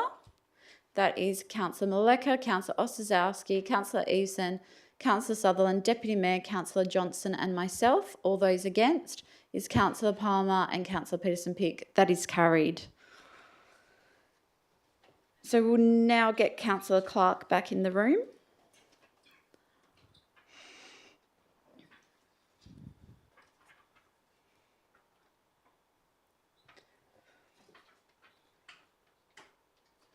Councillor Clark, for your information, that item was carried as per the officer's recommendation. We're now moving on to item 10.1.4, which is the WALGA Best Practice Governance Review. This has been pulled by the Deputy Mayor. Are you moving the officer's recommendation? Yes, I am moving the officer's recommendation, just restating my declaration of interest as I'm elected state councillor for WALGA. We've got that noted. Do I have a seconder? Councillor Palmer, Deputy Mayor. Thank you. I hope everyone, well, not everyone did, but 5 councillors, thank you, who did the survey on this one. I think option 4 for me certainly is the standout option of that one, with the member-elected board and regional groups. I think it's really important that through this review, at least we go for something that, while it may be considered radical, it is something that will give WALGA an agility to better represent local governments. At the moment, it's quite a clunky thing. So it goes to, something goes to a zone, then it goes to state council, then it goes to policy teams, then it goes to state council, then it goes back out to zones, and then it comes back and then goes to AGM. It's quite a clunky process. So I think option 4 is the one that will give it better agility and better response, so that it actually does better represent local governments. Thank you. Councillor Palmer. Just very quickly with my maths. We don't want 5, we don't want 15, we don't want 25. So I think a balance is 11. So I'm happy with what it says. Thank you. Thank you. Anyone speaking against? Councillor Johnson. I have a question. Do we have any clarity about what option 4 might look like? I'll go to the CEO. Through you, Madam Chair, I mean, option 4, as put within the discussion paper from WALGA, is the elected member board and regional groups. So I wouldn't be able to provide you any more advice, councillors, as per what is provided within the consultation paper and information that was provided by WALGA. Thank you. So I did have an amendment prepared to propose a different model. So I might, maybe propose an alternative, please. I'll just check if you're foreshadowing, or because it's not really amendment, it's so the CEO's just advised it would be a foreshadowed motion. Yes, correct. Okay, thank you. Yes, I'd like to foreshadow an alternative that's been proposed in our run sheet, that we support option 3 rather than action. Thank you. So we're on the substantive motion at the moment. Would anyone like to speak for? Anyone speaking against? Councillor Johnson. Thank you. There is no doubt WALGA and WALGA State Council and the structure needs reform to be more agile and better represent us. The decision making at the moment is clunky. There's absolutely no doubt it needs reform. I would propose lots of reforms, including term limits. But what I'm not seeing with option 4, unfortunately, is any sense of what those regional groups look like or what it means. I don't know how well we could be represented. I don't know what issues that those regional groups would consider or how they'd work. So I thought, of the folks that responded back to the survey, the next preferred option was option 3. And I think that option has a bit more clarity about how it looks and is more likely, I think, to be supported at State Council. Thank you. Anyone speaking for? Councillor Clark? Can I ask a question? Sure. Is it possible for the staff or CEO to articulate the differences between 3 and 4? Because it was hard. I found it hard to decipher the options, but perhaps I'm not in the decision-making room at the time. So I'll go to the CEO. Through you, Chair. I mean, all I can do is probably go through the options as per what's contained within the attachment to the agenda item. Option 3, the board has 15 members, 12 elected from the zone, 6 from Metro, Peel and 6 from the country. And then you have 2 independents as part of that. Whereas the clear difference in option 4 is less members, 8 representatives and then 4 elected from country, 4 from Metro. And then you have 3 independents with varying skill sets, which the 8 members would then appoint in terms of what they saw that skill set or requirement to be. And then you would have the policy forums committee meeting a couple of times a year to feed up into that.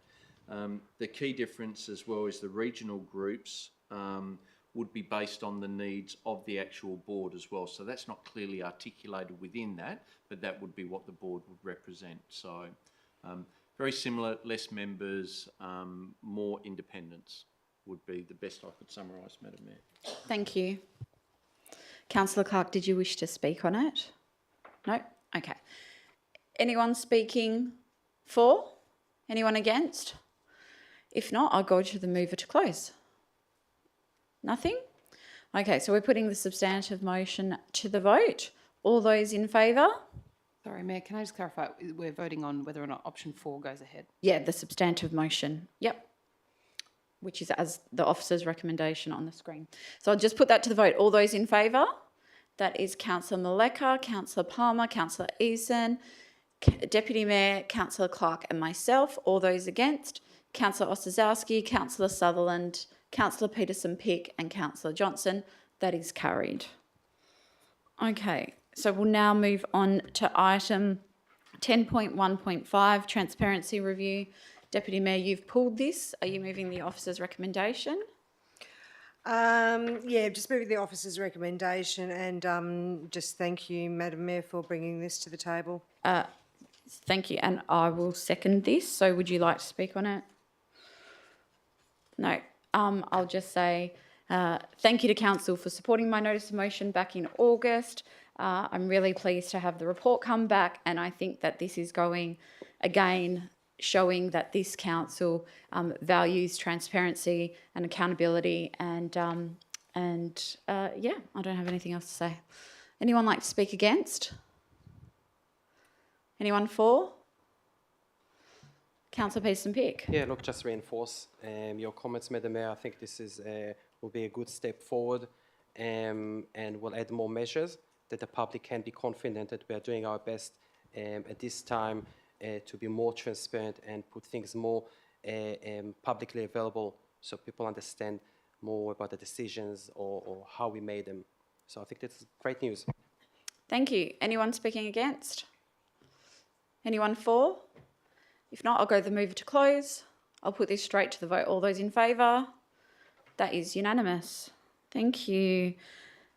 The next item that was pulled is 10.3.2 Maylands Central State Underground Power Program. Councillor Clark, you have a financial interest. You'll be leaving.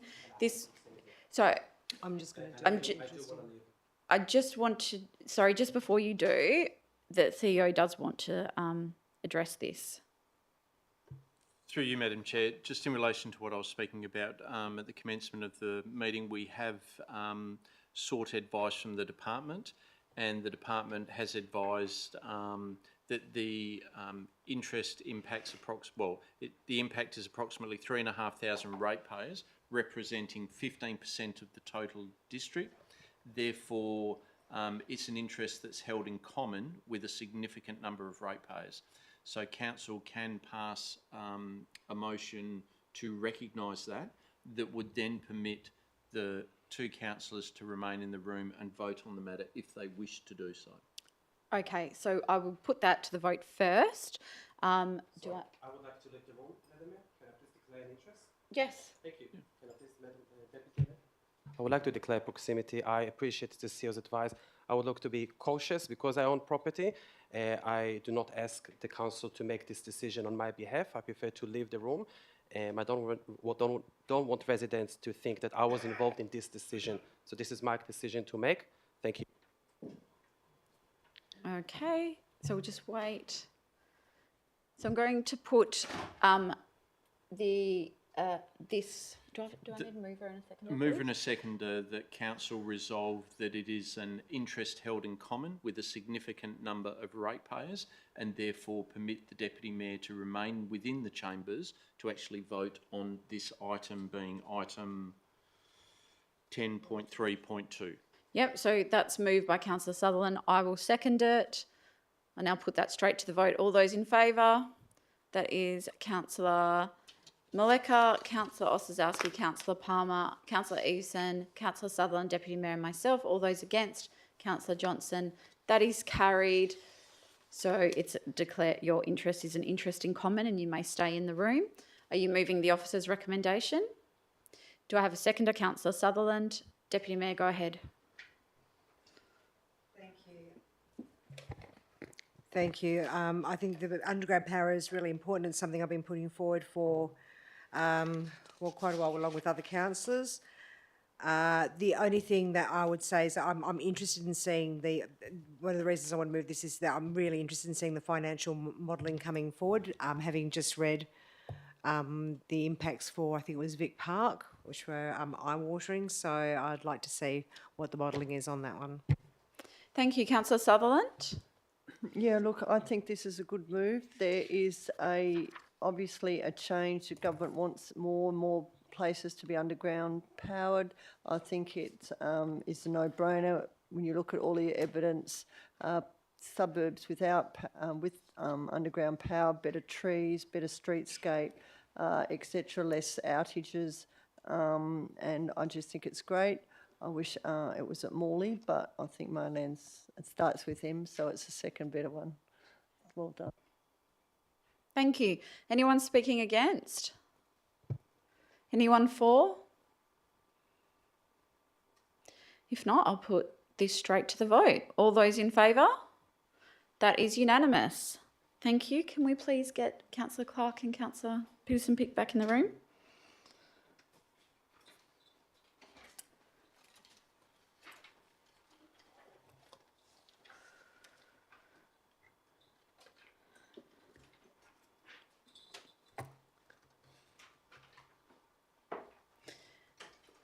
Councillors, just for your information, that was carried as per the officer's recommendation. So we'll now move on to item 10.3.3, swing for people with disabilities at Barton Park. This was pulled by the Deputy Mayor. Are you moving the officer's recommendation? I am. Do I have a seconder? Councillor Eveson, Deputy Mayor. Thank you. I'm really happy to see this one come back. As the last motion was to council, this was a priority project. I would have liked to have seen in here more specifics around the type of swing that we were actually going to be installing, but I believe it is one that won't have a lock and key and will be accessible by both people in a wheelchair as well as people not in a wheelchair. So I'm really, really happy to see this finally happening. Thank you, Councillor Eveson. Anyone speaking against? Anyone for? If not, I'll put this straight to the vote. All those in favour? That is unanimous. Thank you.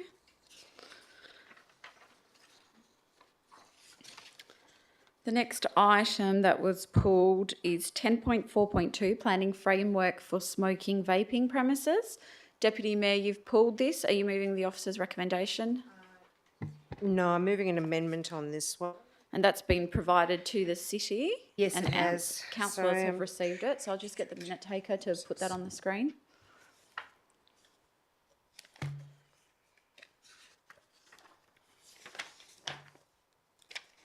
Deputy Mayor, can you just confirm that that's correct as what's on the screen?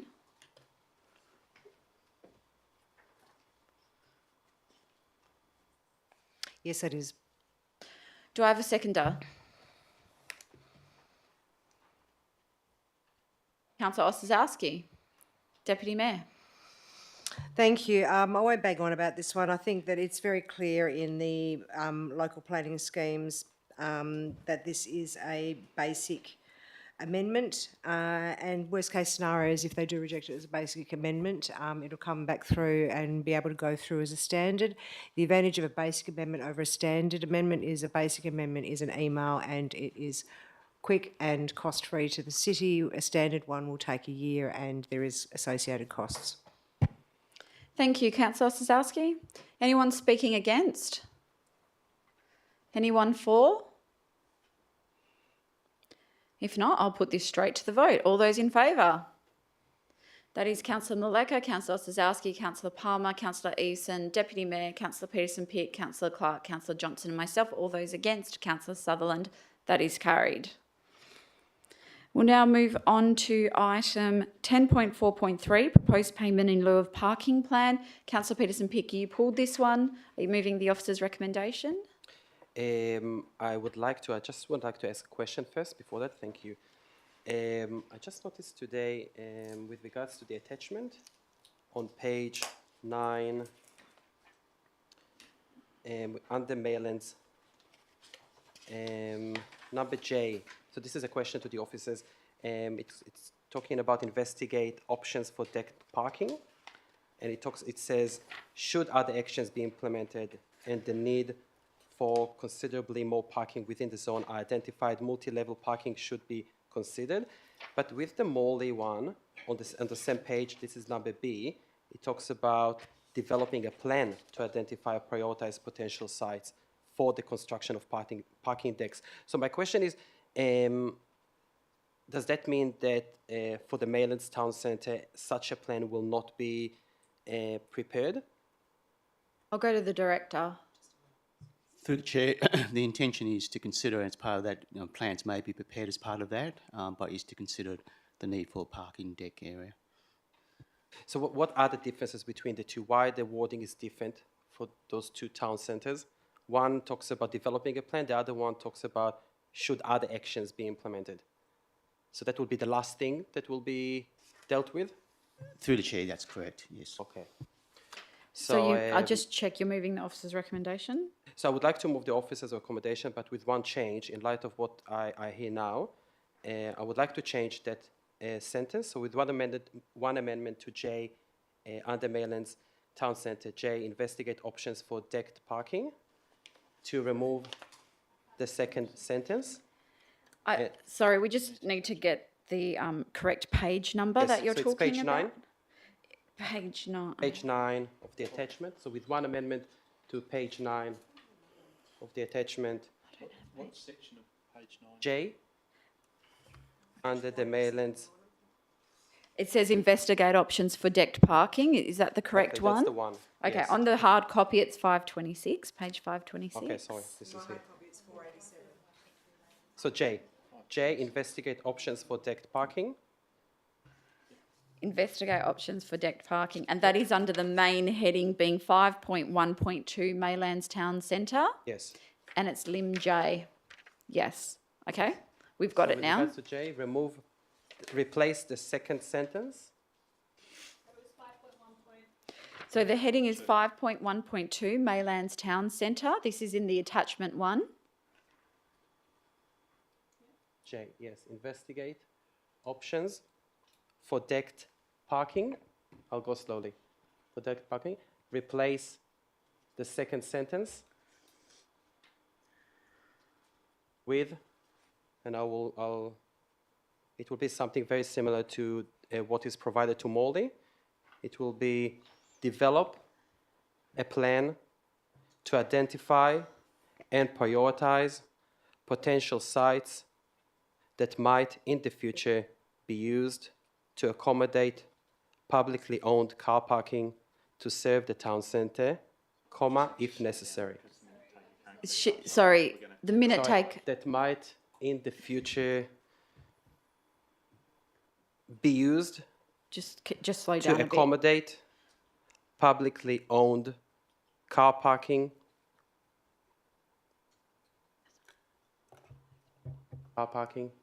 to serve the town centre, if necessary. That's it. So just because we haven't been provided with this in advance, I'm just going to go to the director to provide comment on whether this can be implemented.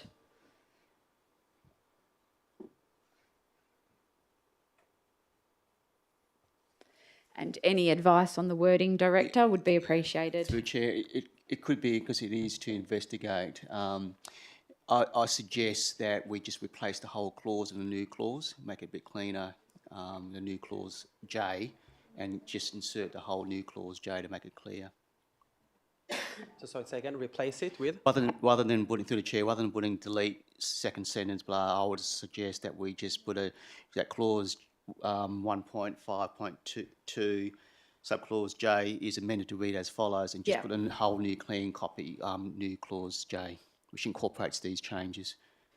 So the wording, your wording will remain the same, but instead of using the words replacing the second sentence with, just say amending Lim J to read as follows, and then it's the same thing, but just cleaner. Yeah, that's. So we'll just get that tidied up. Thank you. So just to clarify, it is based again on what the Morley has in the plan. It will be the same for Maylands.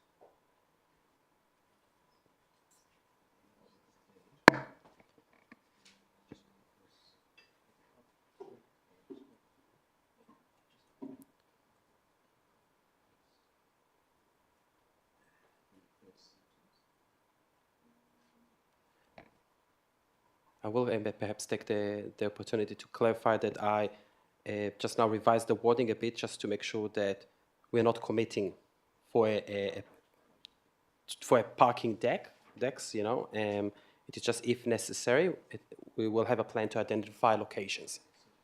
So unlike the Morley one is a bit more strict. The wording that I provided here just now is about just having a plan to have potential sites that if there will be a need, we will have them ready. We know this is the sites that potentially we can use for parking in the future.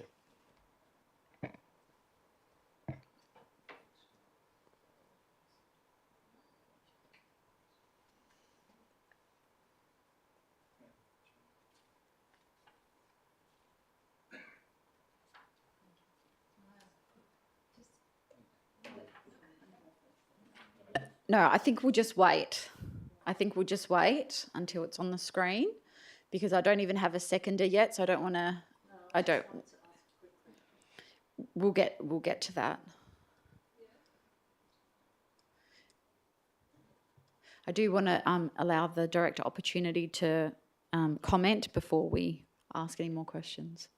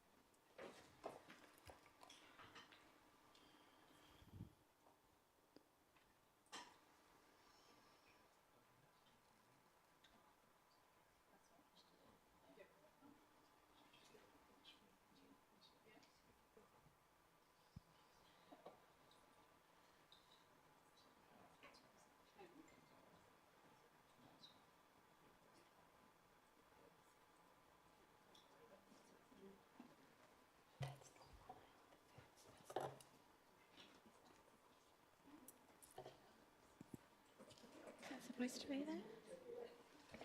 Yeah, that looks good. Councillor Peterson-Pick, you're happy with that Yes, wording? thank you. So I'll just let the director return to his seat.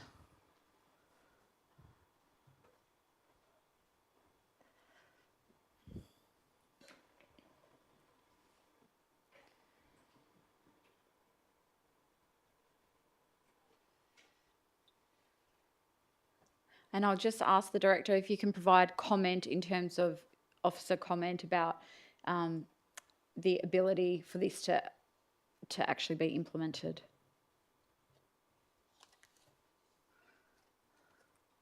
If there's any issues that councillors should be aware of.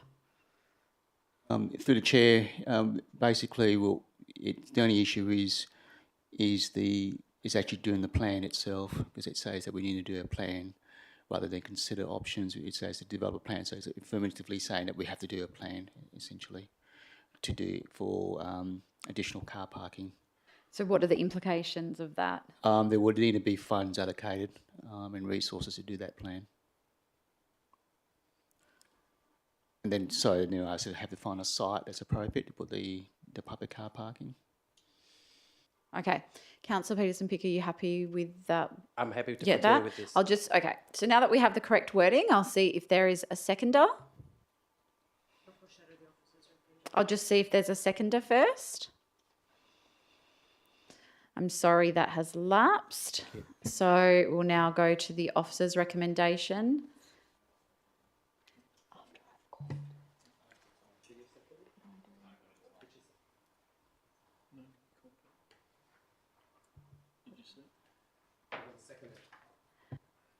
Councillor Johnson, did you put your hand up after I said it had lapsed?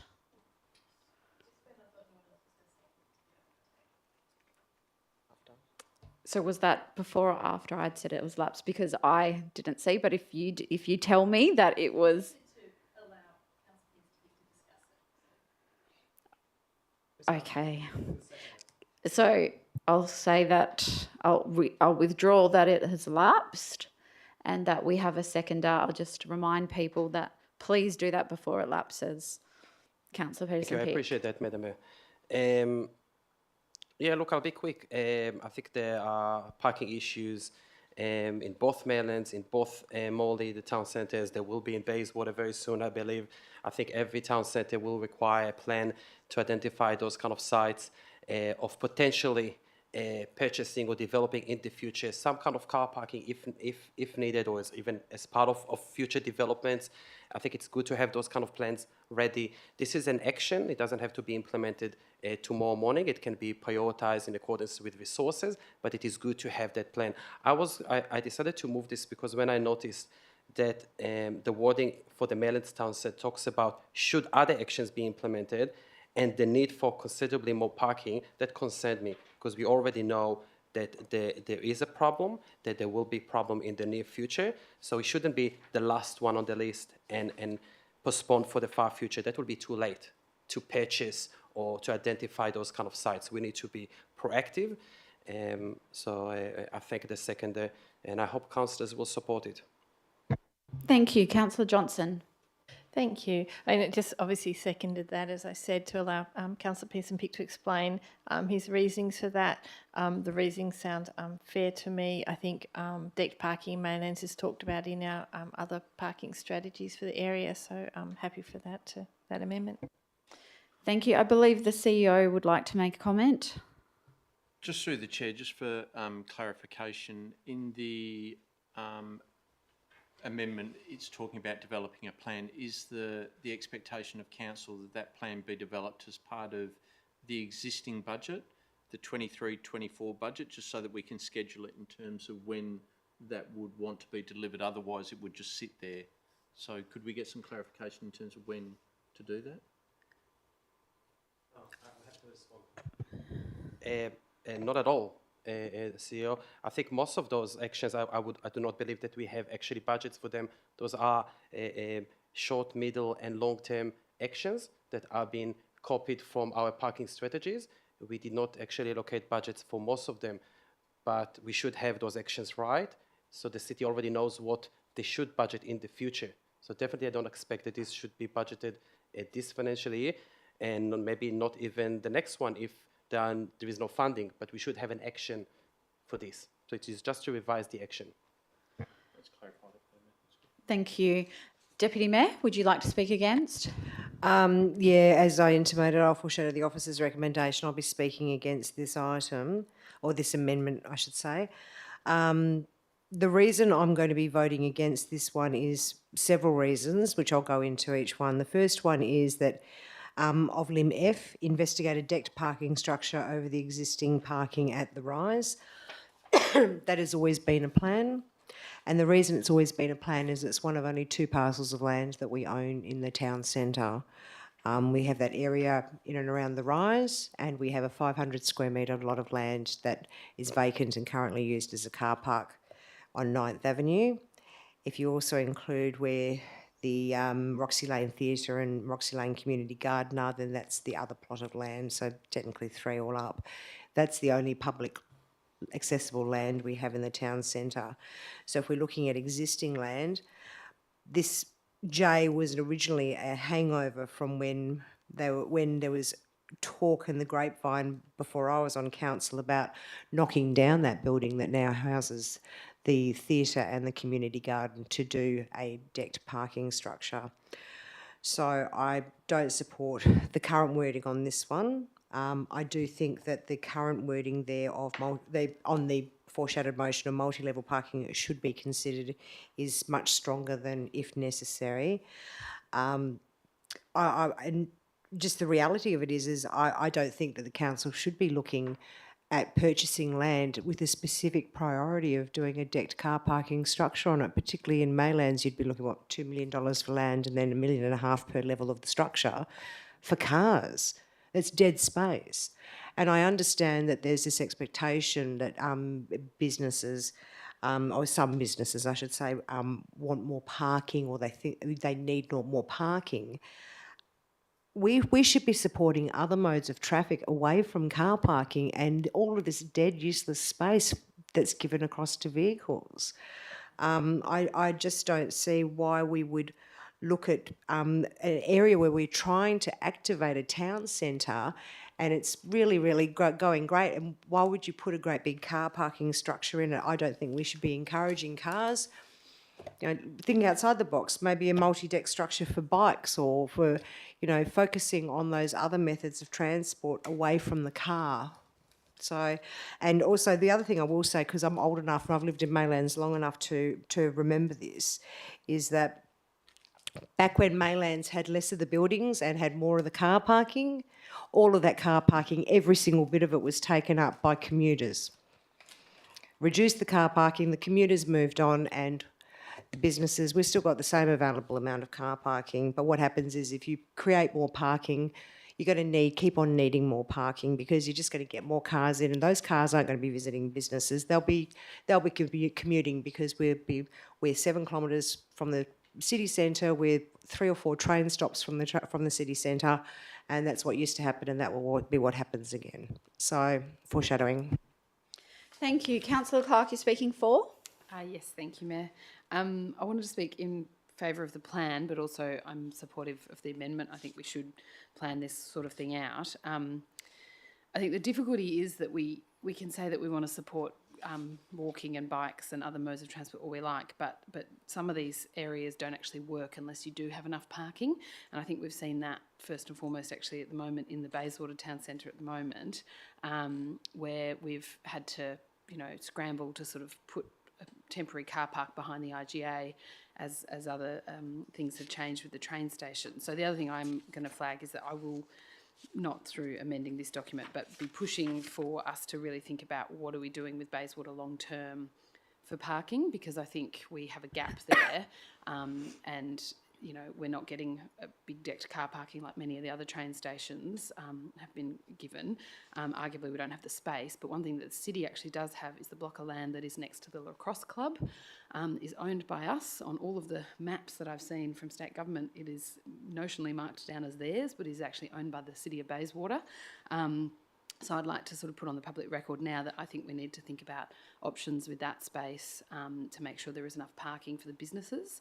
I think you do need a certain amount of easy access and parking to be able to go to these shops and stop for a couple of hours and get your hair done, or buy coffee and go to the bookshop and use the spaces, go to the local bars and the bowls clubs and things like that. So I think the more planning we do around this, the better, because at the end of the day, it's the council that actually ends up getting all the blame for the lack of parking, even when everything else has sort of happened around us, and we might not have complete control over those processes. So, I think we'll keep moving forward with this, but it won't be the last time this comes before us. Thank you. Anyone speaking against? Councillor Palmer? So I just needed the question that I wanted to ask some time ago. On J, are we actually deleting investigate options for decked parking? Are we deleting that? No, it's... Investigate, but it is the same thing, just without saying decked parking, it's talking about car parking. It's such a clean sentence, but anyway, so we're not deleting it from Morley Activity Centre either. Oh, no. Thank God. I like those phrases simply because it allows economic joint exercise with other businesses to investigate that side, because this is a wish list as far as I'm concerned. There's nothing, set in stone, but we should really just go ahead and aspire to it. Thank you. Thank you. Anyone speaking for? Anyone against? I don't think, so I'll just speak. Initially, I was going to support this. However, listening to the Deputy Mayor and paying attention to Lim F that talks about the deck parking structure over the rise, and hearing about the history and the blocks of land, I'm actually more comfortable now with the officer's recommendation.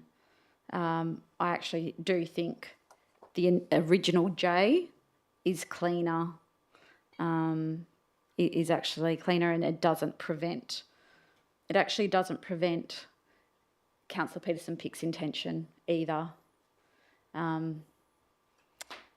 So for that reason, I won't be supporting the amendment.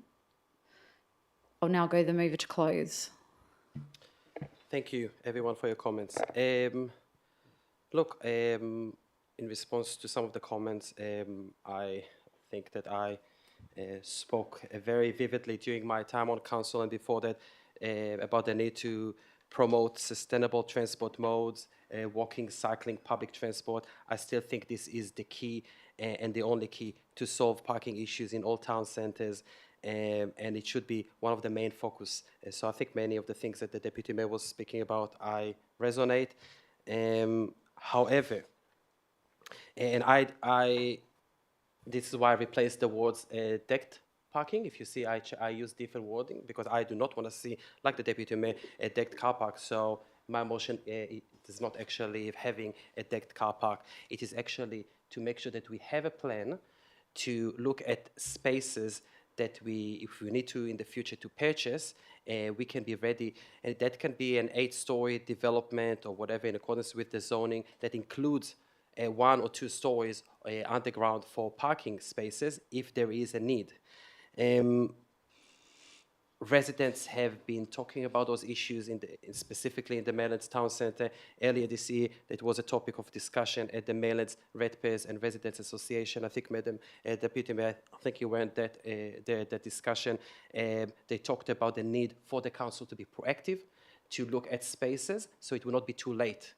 Otherwise all the land will be developed and we will not have the land there. That land doesn't need to be actually used for car parking. It just means that it is there if we have the money, if there is land to be used potentially, if there is a need in 20 years' time. But we need to be proactive like we are doing in all town centres and think about those things. It's a plan. Businesses also have been raising this issue about parking. This is the biggest issue that they have been raising with me. I think we owe them not to leave it to the last thing and talking about should everything else be done, and then we might have a plan. I think we should have a plan ready once we can look into this. About the rise, that is controversial proposal, councillors. We haven't funded it yet. We haven't looked into this yet. Those who know the area behind the rise, it is a public open space. If you support removing public open space and trees, yes, that might be a good option. If you do not support, we will need to look at those options. So we better look at those options in the new future, middle term future, but not when it's too late. So the rise, by the way, car park, if it will be expanded, it will be expanded to serve the rise because there is no parking enough at the rise where there are events. We have been receiving complaints. So more parking at the rise will not serve the town centre as such. So I think we can look at all those options together. We are not really resourcing anything as yet. It's only backup. Yes, I would like to just conclude that I think still parking should be a last resort, definitely purchasing land for that purpose. However, we do need to be proactive and plan. And this is what I'm talking about, planning for that day if needs be. This is the decision for 20 years' time. Thank you. I'll now put this to the vote as what's on the screen. All those in favour? It's the substantive motion with, it's what's on the table by Councillor Peterson-Pick. Yeah, that's what we're voting on. Yeah, all those in favour? That's Councillor Peterson-Pick, Councillor Clark. All those against? Councillor Maleka, Councillor Ossowski, Councillor Palmer, Councillor Eason, Councillor Sutherland, Deputy Mayor, Councillor Johnson and myself. That is lost. We go to the foreshadowed motion, which is the officer's recommendation by the Deputy Mayor. Do I have a seconder? Councillor Eason, Deputy Mayor. Councillor Eason. Anyone like to speak against? Anyone for? I'll put that straight to the vote. All those in favour? That is Councillor Maleka, Councillor Ossowski, Councillor Palmer, Councillor Eason, Councillor... Okay, that's you. Did you have your hand up? No. Okay, I'll start again. So that is Councillor Maleka, Councillor Ossowski, Councillor Palmer, Councillor Eason, Councillor Sutherland, the Deputy Mayor, Councillor Peterson-Pick, Councillor Clark and myself. All those against is Councillor Johnson. That is carried.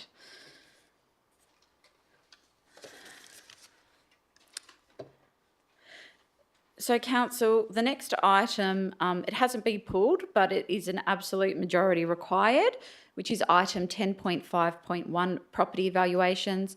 Councillor Eveson has a proximity interest and will be leaving the room.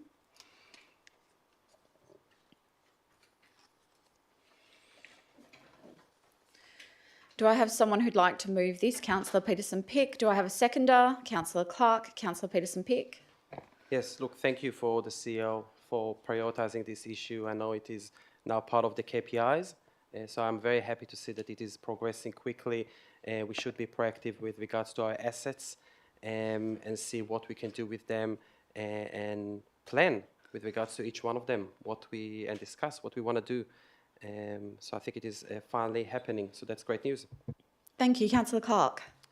Thank you, Mayor. Just briefly, thank you to the CEO for bringing this forward again. I know we've looked at this sort of thing in the past as a council. I know we've probably got some new councillors since then. Obviously, there's a confidential attachment, which I won't go into, but I think the difficulty around all of this is rather than going through property by property, which can be a torturous process, this is, as a council, as a decision-making body, we should probably come up with some broad principles as to what we want to do with various assets and what values and what principles are we going to apply to those assets. I think last time we actually, through a workshop, sat down and tried to work out, this property should do this, but it's got asbestos in it and blah, blah, blah. So you can get into the weeds very quickly. I think the more that we have a big, broad view as a council about what we want to do with property, what do we value in it, whether that's heritage, whether it's a public open space, whether, as I say, with more density coming, there might be some space for some of these properties to actually become parks. I would like to see that personally, but obviously we want to hear from everyone around the table, so look forward to the process. Thank you. Anyone speaking against? Councillor Palmer? Sorry, Madam Mayor, I need to do a so it's not proximity, just an impartial interest on 13 Robert Street, which I didn't spot it on the list before. That's one of our childcare centres, so I'll be putting that in. Thank you. And you'll be staying in the room? No problem. Would you like to speak on it? No. Anyone like to speak against? Anyone for? I'll just say that I echo the same sentiments as Councillor Peterson-Pick and Councillor Clark. I think that this is definitely a priority area for the city to look into. We need to have a more strategic view on our assets. We need to consider which assets we should keep, which assets we should redevelop, and which assets we should sell, and what benefits that's going to bring to our community. So I think this is overdue, but I'm very glad to see that the administration is pursuing this. I'll now go to the mover to close. I'll put that straight to the vote. All those in favour? That is unanimous. Thank you. Can we please get Councillor Eveson back in the room?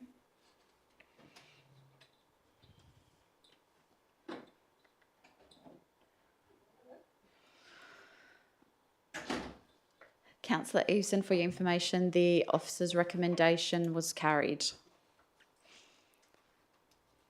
So, councillors, that's all the items that have been pulled. So we'll now move to adopt the remaining items on block. Can I have a mover? Councillor Sutherland, a seconder. Councillor Maleka. I'll put that straight to the vote. All those in favour? That is unanimous. Thank you, councillors.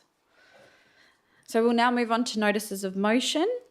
The first is item 11.1, Councillor Sally Palmer, Halloween Saturday. Councillor Palmer, would you like to read out your notice of motion? Yes, thank you, Madam Mayor. That Council requests the Chief Executive Officer to prepare a report for the March 2023 Ordinary Council meeting investigating options for promoting a Bayswater Halloween Saturday in the last Saturday of October each year. Thank you. Do I have a seconder? Councillor Clark. Councillor Palmer. Thank you very much. Look, this is happy time, or happy minute, I should say. I went through the normal procedure with family on our last Halloween, and it was dark at about 6 or 6:30. They'd started at 5:30. And they were fairly disappointed. We couldn't really get around everywhere. And it's normally, especially in the city of Bayswater, being so family oriented, we have such amazing town centre activities for Halloween. And when it was on last year on a Saturday, everywhere in the town centres, we had extraordinary community value in the preparation, the all-day, everyday, just that wonderful party atmosphere of family, community on Halloween, dressing up. And it's just amazing, and you have to congratulate all the people in these town centres that bring out every festivity of Halloween during the Saturday event. And I'm hoping that that can continue. So that's just a taste of it, and I'm sure we've all been there, done that. So I'll finish up at the end. Thank you. Thank you. Councillor Clark. Thank you, and thank you to Councillor Palmer for bringing forward this motion. I think, as I say, the officer's report is very useful and goes through all the other councils that also take some initiative in this space. So I think it's a lovely suggestion in terms of community ideas and things. I've not been one to really get into Halloween, but I was shocked and pleasantly surprised when members of my mother's group had dressed up their 6-week-old babies in a range of Halloween costumes and were out and about. I think it will actually add to the economic development in our town centres as well. And I'm not too concerned about what day it ends up being on. I think at the end of the day, people will do it on the 31st, and then they'll probably go out again in their costumes for a second run on the Saturday. So I think it should be supported and applauded. Thank you. Deputy Mayor, speaking against?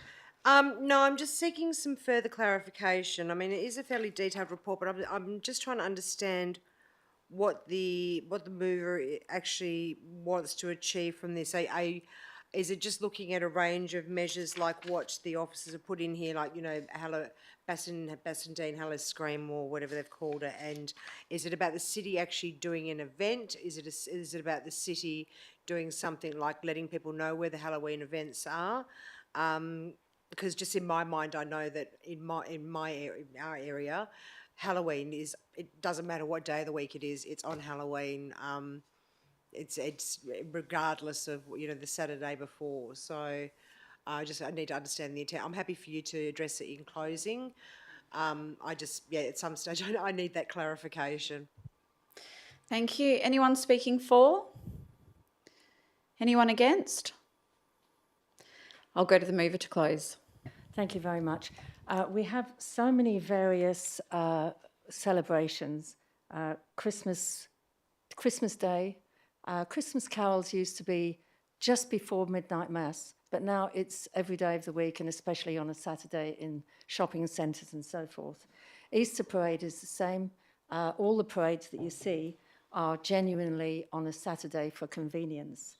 The actual compounding of 2 hours during the week sort of shrinks it slightly. And I feel that from a promotional point of view from the city, and it's not to do an event as such, but from a promotional point of view, just gear it towards, just as it's written here, gear it towards a Saturday, so that if we're doing various librarian events and so forth, which are already there, that can be geared to Saturday. But it gives us an economic side for all our businesses to really feel that the community is with them in celebrating Halloween. Every shop will have Halloween, and if it's only a 2-hour event, they don't actually spend as much. I don't want them to spend money as such, but just to get the enjoyment and the celebration and the festivity can be arranged around that. So it's the promotion from the city would be vital to allow Halloween Saturdays to happen. And I think from that point of view, it's just another comparison to all the Saturday events that we have. As I say, it's Christmas, Easter, the whole works, Valentine's, everything happens on a Saturday. Our events, when we have anything special, we do on a Saturday because the people have the time and the element. By the time children come from school, by the time mum and dad, both working, come from work, there's not that much time to really prepare in the evening, on a winter evening especially, or autumn, to actually get that ready in the way that you do for a Saturday. And if you compare, let's take Murray Street and Maylands last year on a Saturday, it was flocked with the most amazing street celebrations, private celebrations, publicly for the children, everywhere. It was just absolutely marvellous. And I'd love to see that. I went around, as I say, in the last one, and because it was just 2 hours, it was a fairly closed shop after 1 hour. You know, they were all disappointed. So I'm hoping that you will support this and we go ahead. Thank you. Thank you. I'll now put this to the vote. All those in favour? That is Councillor Palmer, Councillor Peterson-Pick and Councillor Clark. All those against? Councillor Maleka, Councillor Ossowski, Councillor Eason, Councillor Sutherland, Deputy Mayor, Councillor Johnson and myself. That is lost. We'll now move on to item 11.2. Councillor Catherine Earhart, Deputy Mayor, traffic congestion at Central Avenue and Railway Parade intersection. Deputy Mayor, just checking, there was an addendum. And councillors, you would all provided the addendum on the 5th of December. Deputy Mayor, can you please read out your notice of motion? The council requests the Chief Executive Officer to request the City of Stirling to 1. Review the performance of Central Avenue and Railway Parade intersection due to redistributed traffic demand resulting from Caledonian Avenue railway closure. 2. Consider upgrading the intersection through installation of traffic signals in consultation and agreement with Main Roads WA, MRWA and the City of Bayswater.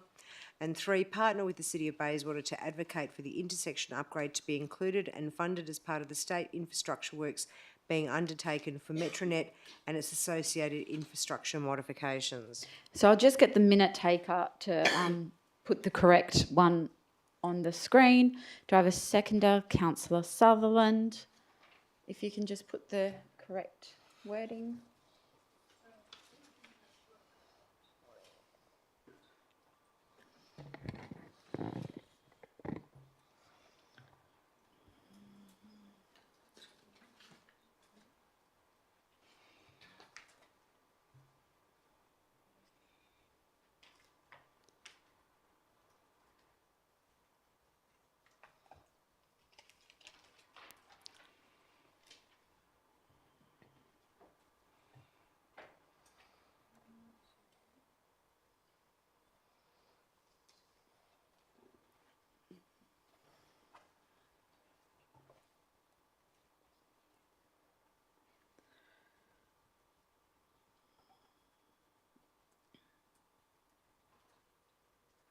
Does everyone have a copy of that and seen it?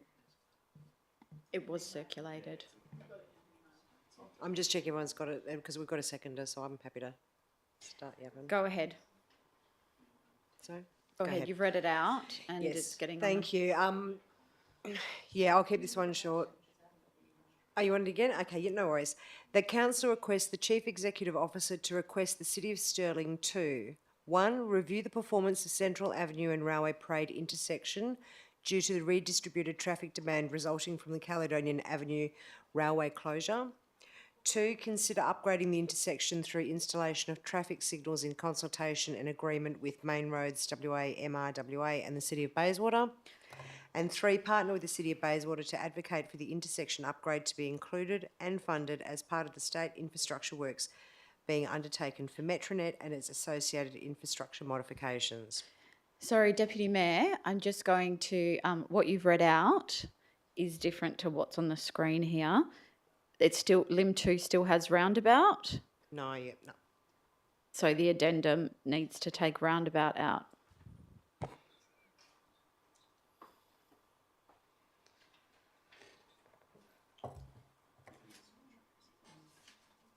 Through installation of traffic signals.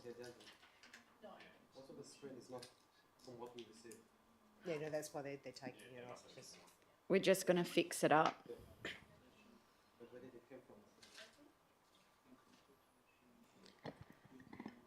So the addendum was circulated.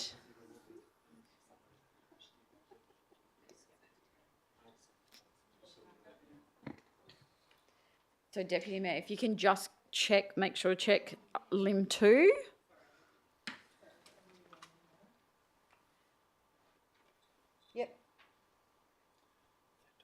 Okay, so that is correct, and I'll just check with the seconder. Yes, you agree. Okay.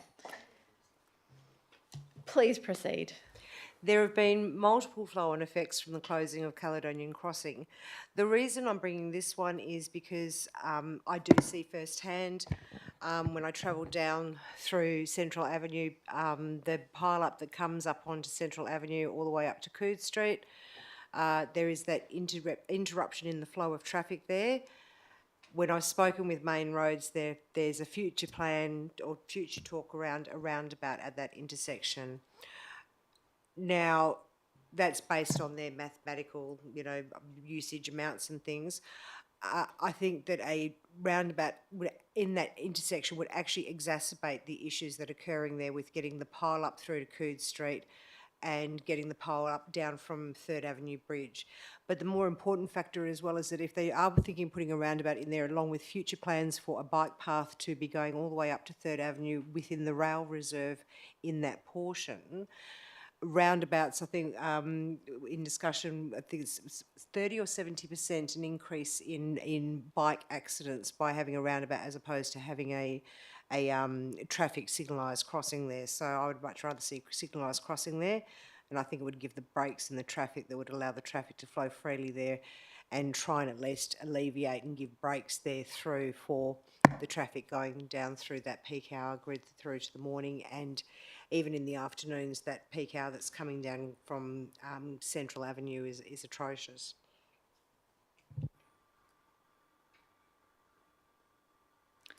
I'll go to the seconder, Councillor Sutherland. No, I really don't have much to say. I do agree that there's no doubt that this area is getting more traffic. It's always difficult when you have a magnitude of Metronet and then you've got the closure of Caledonian Avenue. All these things impact on the residents and also passing traffic. So it would be, I think, good if the government came up with some coffers or something to help this area.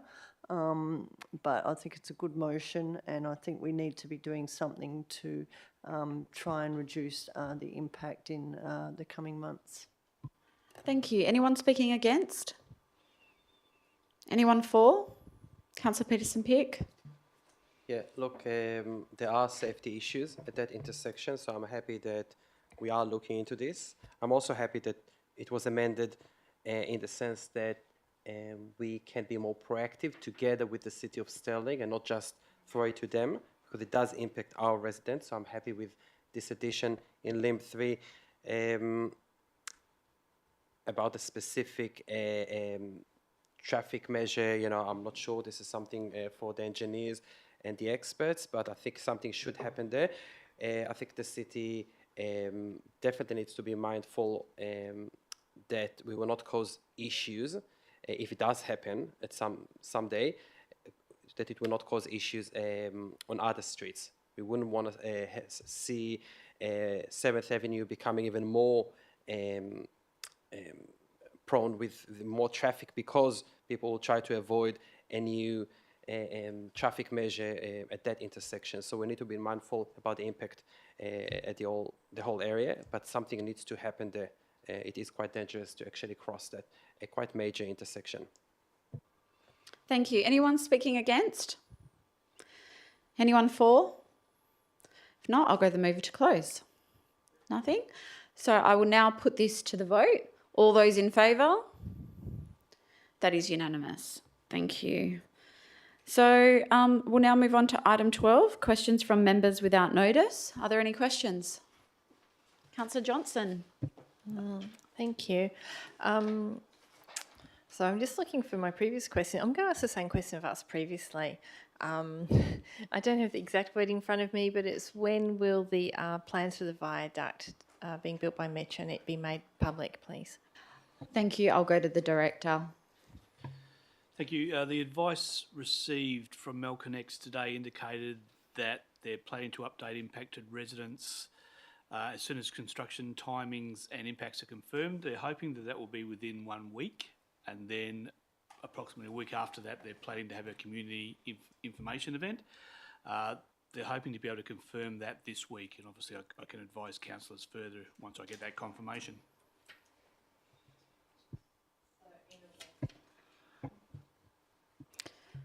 That's the advice they've provided today. Sorry, thank you for that. Can I ask another question? It's not a follow-up question, a different question. So the Department of Agriculture are running around Bayswater looking for Polyphagus shothole borer.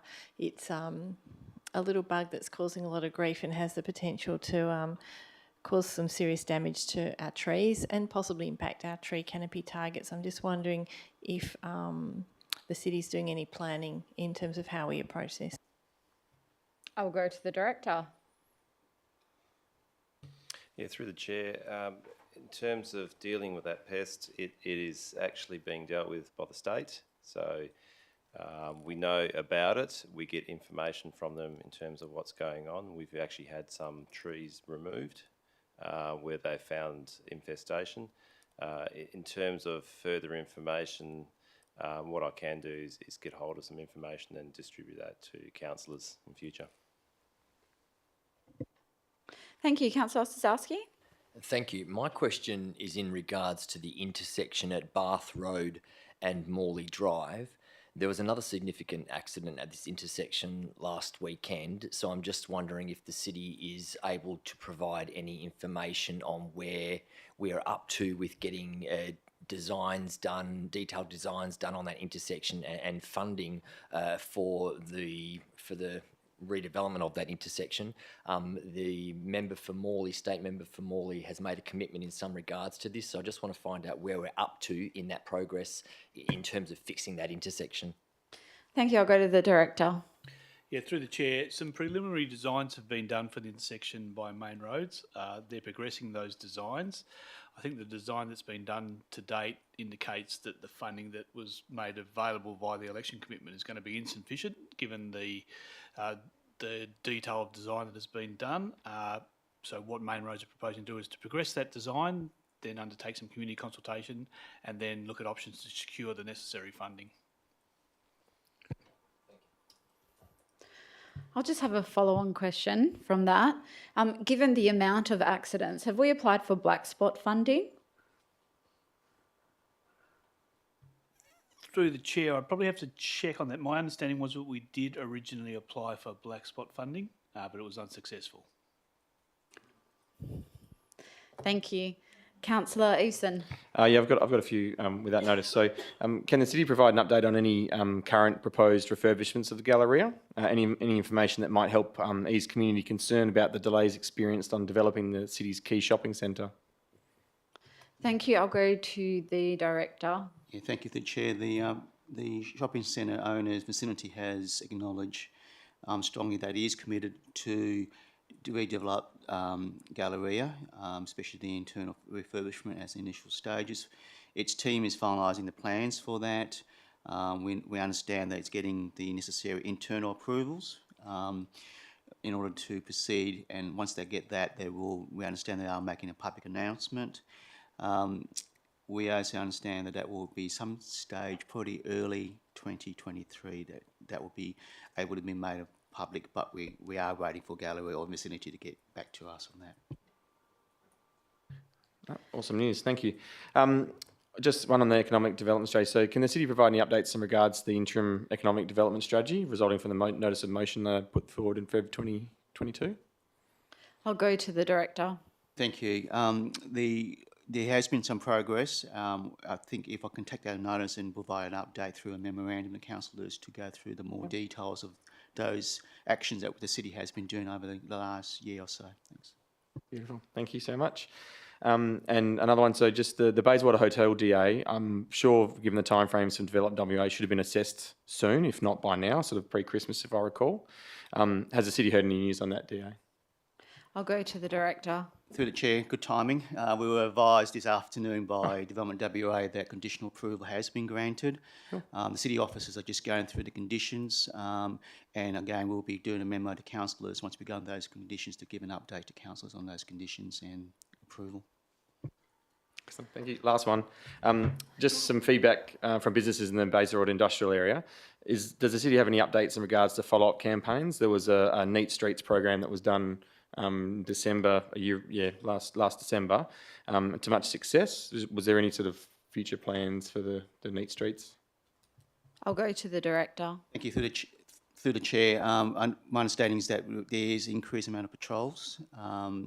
In regards to it, we do encourage, if there's still indication incidents, to report that to Ranger Security, but I can take that on notice and see what other actions the city is doing in regards to that matter.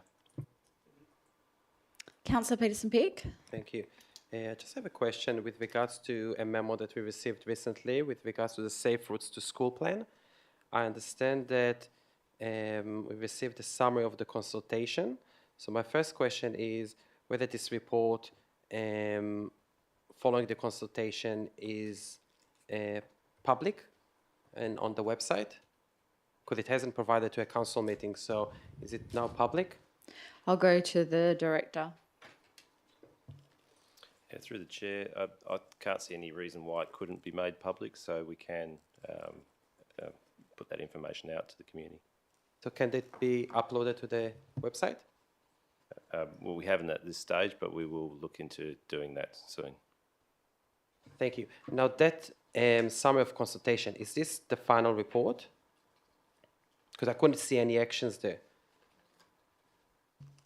Through the chair, I believe that's the actions that are in that report. It talks about making some changes.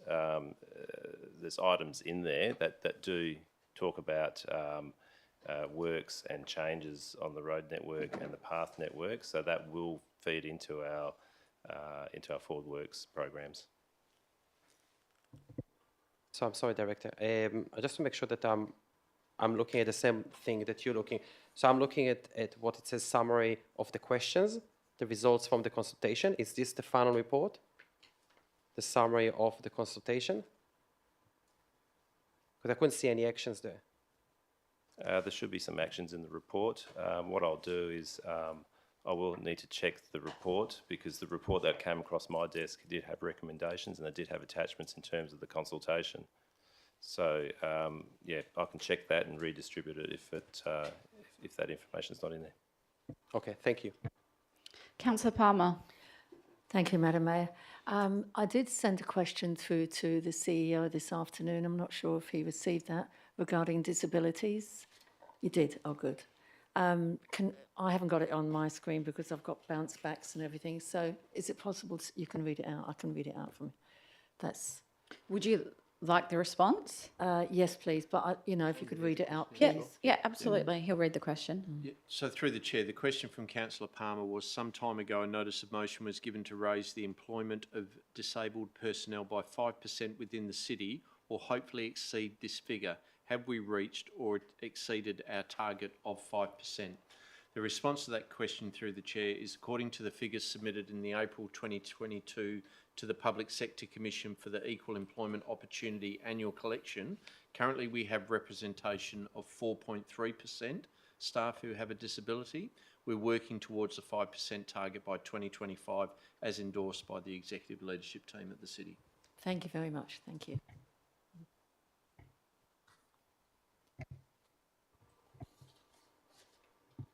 Thank you. Deputy Mayor. Thank you. I'll take this one on notice if I can. I just want to know what the legalities are around, from council perspective, around publishing questions or statements from the gallery when a resident and or ratepayer shows up and makes false, libellous and defamatory statements. Take that on notice. Okay, we'll now move on to item 13, new business of an urgent nature, which there is no business of an urgent nature this evening. And now we'll move on to item 14, confidential items. We have 3 confidential items this evening. Can I please have a mover and seconder to go behind closed doors? Moved, Councillor Eveson, seconded Councillor Palmer. I'll put that to the vote. All those in favour? That is Councillor Maleka, Councillor Palmer, Councillor Eveson, Councillor Sutherland, Deputy Mayor, Councillor Clark, Councillor Johnson and myself. All those against, Councillor Ostaszewski and Councillor Peterson-Pick. We'll just wait for the live stream to be turned off.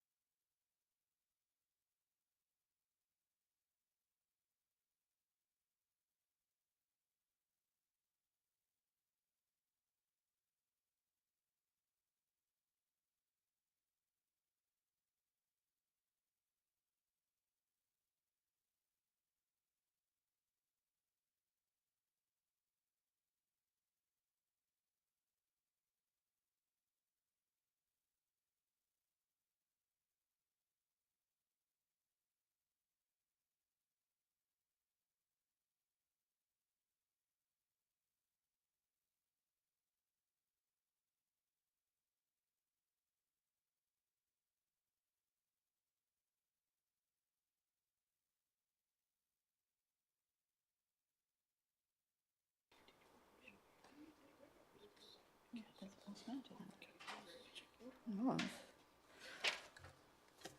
Okay, councillors, just before we close, this is the last meeting for 2022. So I'd like to wish everybody, staff, councillors and community members a very joyous Christmas, and I hope you all have a safe and happy new year. I'll now formally close the meeting at 10:05 p.m. Thank you.